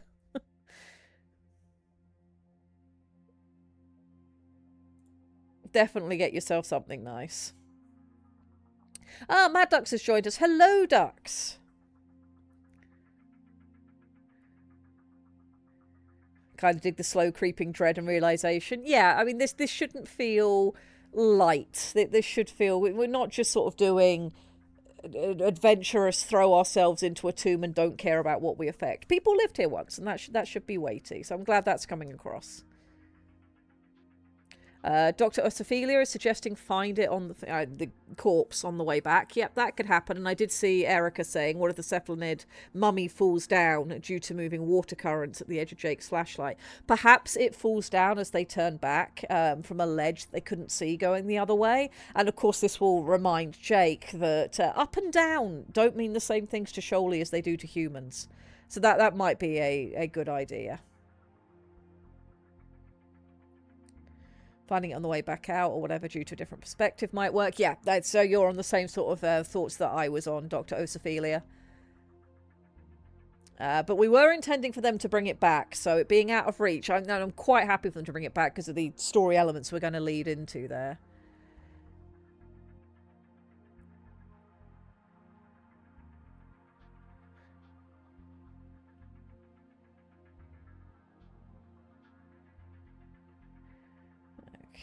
I'm getting some real at the Mountains of Madness vibes. I mean, if we're touching on a little bit of that, that's nice. That is very, very nice. But, yeah, we have a dead city. We have to pay homage to the fact that people lived here once. If our story is going to have any impact on the people reading it, which is ultimately the point. We do want it to be meaningful. I think we covered a fair amount of sort of Jake explaining and Mag sort of getting the point of, oh God. But yeah, we might tighten up some of the language there for, they've recorded things in a way that's not normal to us, but would have been more normal to humans because the city was so fucked. Suggesting falls out of reach, they have to talk about it without it being there and go physically interacting with it after speculation or to find out it's no longer there. Well, the whole point is we need them to bring that body back. The information that's on it is critical to later moments in the story when we set it up, so they do need to bring it back. Where does the dead city keep all its garbage? I mean, it's an ocean. Mostly you just feed it to things.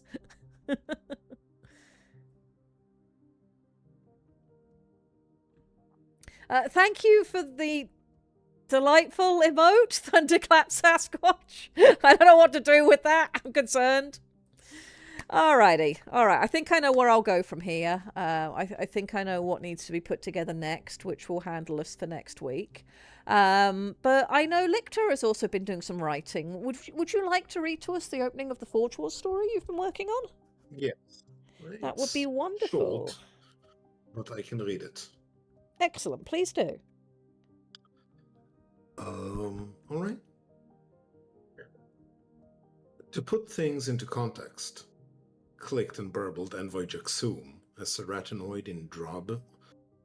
Mineral muted coloration, his shroud hung heavy around him, layered and dense, like a mausoleum sealed and left to settle, in a diplomatic isolation chamber where the ocean itself was kept at a careful distance. He watched the Thames coil shard, resting between them.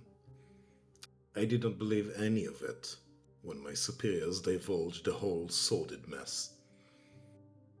Across from him lounged Deja, an Archeer of modest scale but unmistakable presence, Her long, pale body curved through the water with deliberate ease, contained within survival suit that balanced elegance and necessity.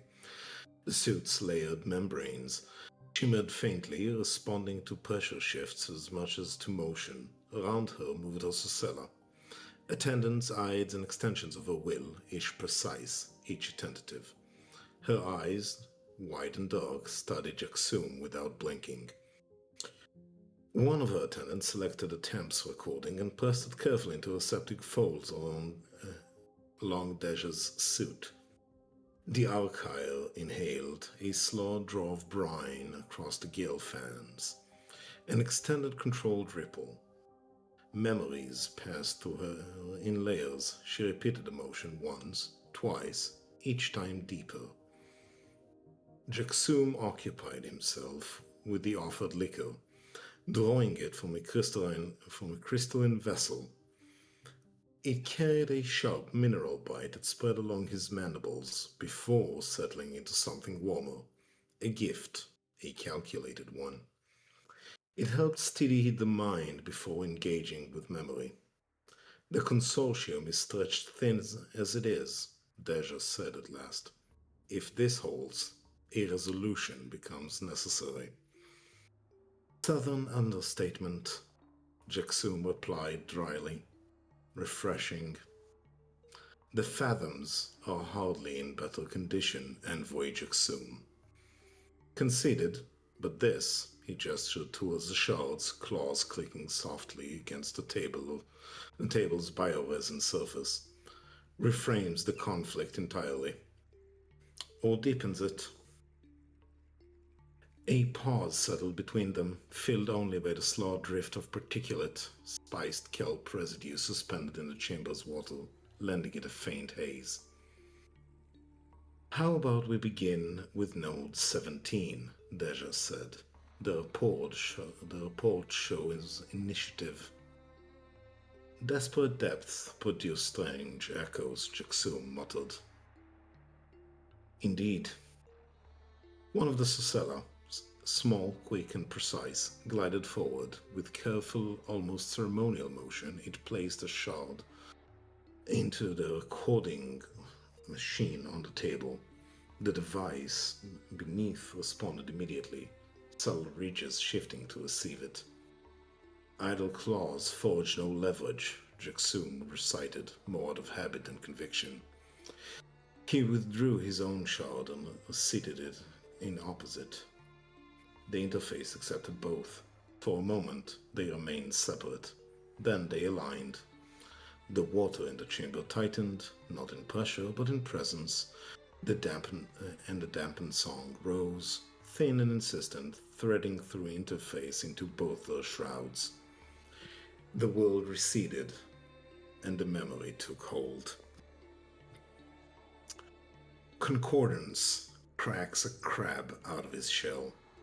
Hux, or 3 in his unit designation, felt it nearly splitting his brain open before the world sharpened into strong edges and fluid time. The distance and frames of reference turning his senses into an estuary between the Temps core of his Titan and the here and now. Multiple contacts incoming, 0 marked in a flat tone. And right there, 3 whole schools of shrieks hurtled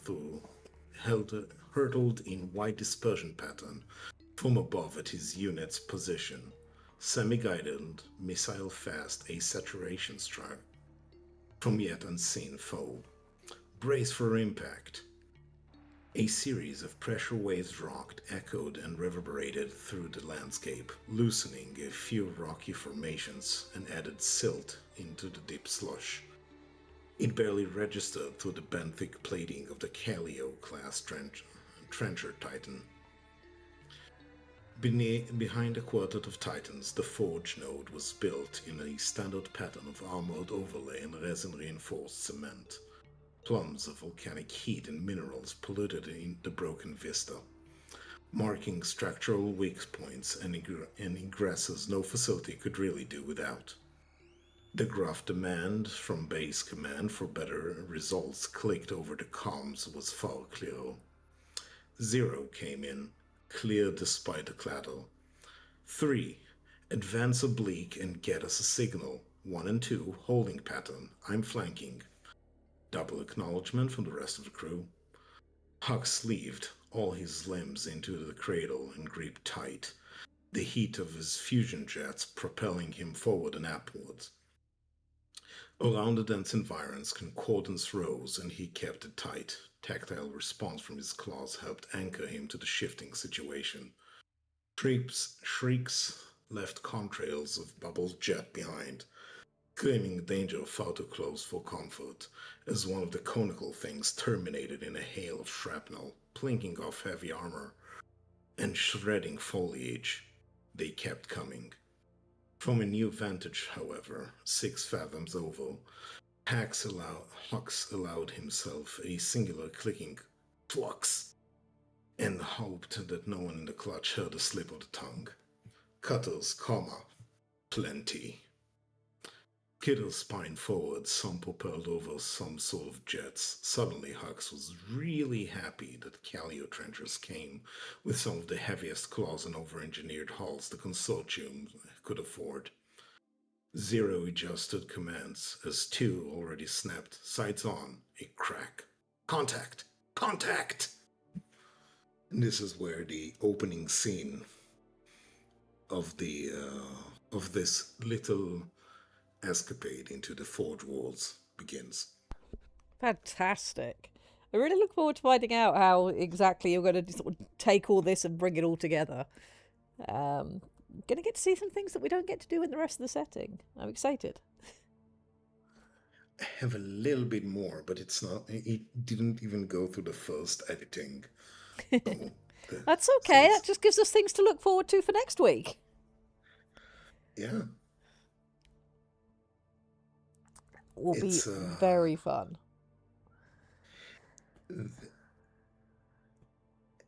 It is anything but trench warfare. It is essentially a bunch of titans defending a position.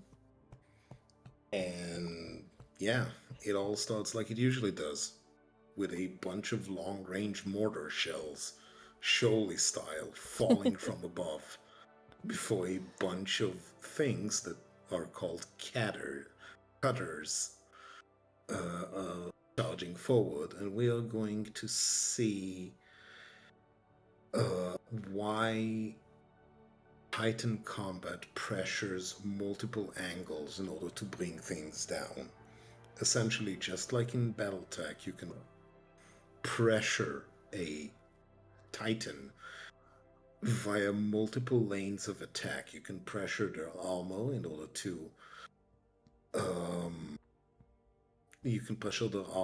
to cause physical degradation. You can leverage psyoptics and other mechanisms to leverage concordance to break quickly, essentially terminating the pilot before the Titan ever has time to operate. Or you can terminate the weapon systems to the point where they are no longer useful. The mortar shells are shaped like conical warheads to reduce water drag. Zygus. What were There's a thing I'm thinking of. The Nautilus shells are the fusion batteries that they slot into the armor. I drew one a while back. In October, I think. Where is the thing I'm thinking about? Because it was conical and I don't remember what these specific things are called, and this is going to drive me up the wall now. And God damn it, this is knowledge that has been in my brain in the past and has skedaddled off, and I hate that. What cone snails? No, not because cone snails. I was thinking that the shrieks are named cone. The shrieks are named shrieks because of the noise they make as they cut through the water in nearly hypersonic speeds. This is why they're called shrieks. Well, cutters are essentially small Not quite. Uh, Like an it, orthocone, but bigger. um, the Titans must have a power source that is. There we go. Orthocone. That's what I was thinking of. It is, in fact, the giant orthocone. Sorry. What's a giant orthocone? Do you want me to show it on screen, or do you just want to look it up yourself? Well, the chat deserves to be punished as much as we do. Okay, let me save this image then. So while I already went ahead and looked for it, you definitely should be punishing chat as well. Okay, And do that. regarding energy, Titans require a fluxton of energy. Like fluxton of energy. There we go. Giant orthocone. Yeah.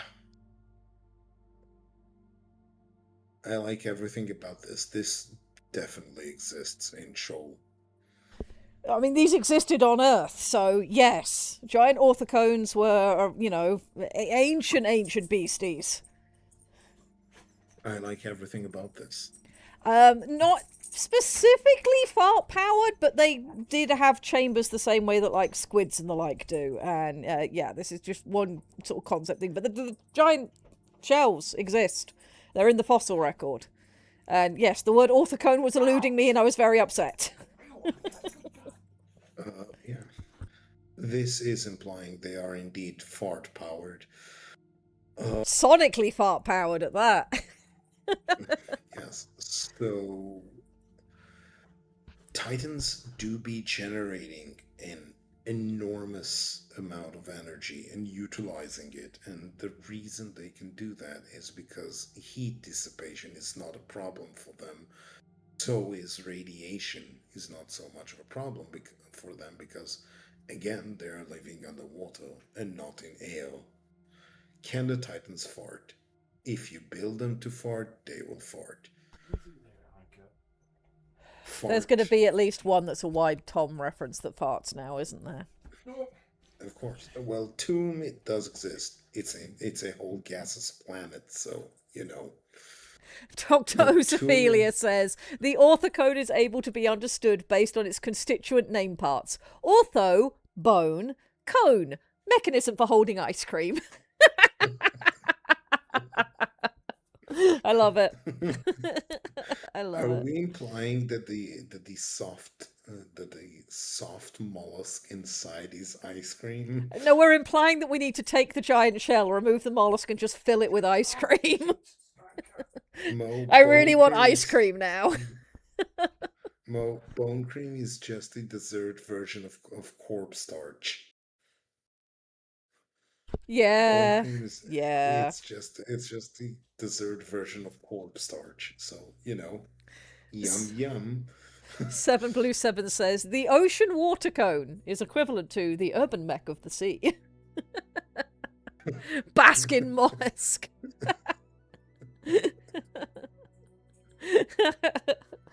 All right. So Aiden has just gotten home from work a little bit early, so he says hi. I think we read Hey, everything we Aiden. intended to read this week. I know what I need to do next. I might call it just a little bit early this week, if that's okay with you guys. I've got some things to show you off stream as well, Lictor, and of course, Yay. we need to. Well, no, not we. It's a job on me, but you've done the thing that needed it. The final edition of Hungry Like the Wolf needs to be properly put together because we have the cover art now, and I need to do that last editing pass at some point. So yeah, I'm going to be a little bit busy with my part-time job this week, but That's fine. But I am intending to continue this little Node 17 write-up. Again, it's not intended to be a full-length story. As usual, I intended it to be 1,000 words, and it will grow to be about 7,000. yeah, that's generally how that goes. That's correct.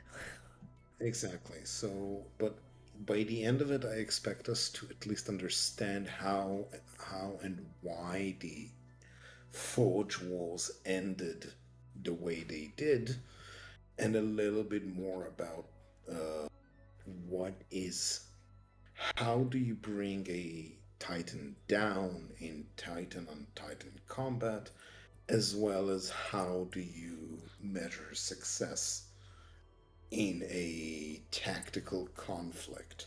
Yeah. This is not a strategic encounter, though it does have strategic implications later on.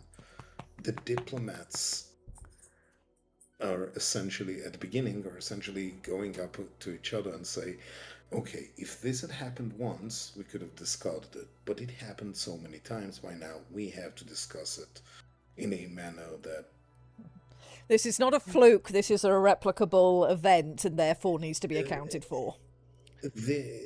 it's the sort of you and I had a fight for a while now. We had a war going on that was nice. You were Britain, we were France, we were having 100 years war, and suddenly out of nowhere, the Martians decided to jump in, and we need to address that before we can go back to fighting on whom has the better sort of English. I mean, obviously we do, but I'm yeah, not no, you have the disputing point. it. I'm not disputing it, but the Martians are demanding us to speak in cliques and clocks, and that would not do. Yes. Alrighty. Well, then what we'll do is we'll call this here for this week. We're only about sort of 15 minutes early from where we'd normally be cutting off anyway. Though, sadly, we do not have BB following us this week. Hopefully she will be back with us next week once she has a desk, which is, you know, kind of important. And she'll be able to update you guys on what she's been up to. I hope you have a wonderful afternoon, an excellent weekend. We will be here on Sunday for more WBPLW, and we will see what the eldritch beast that is Fire Pro Wrestling World decides to do this time around. Yeah, have a good one. Be good to each other. Any final words, Lictor? Be well. May the world continue spinning as it's supposed to. I mean, we live in hope. All right, have a good one, ladies and gentlemen. We are outie.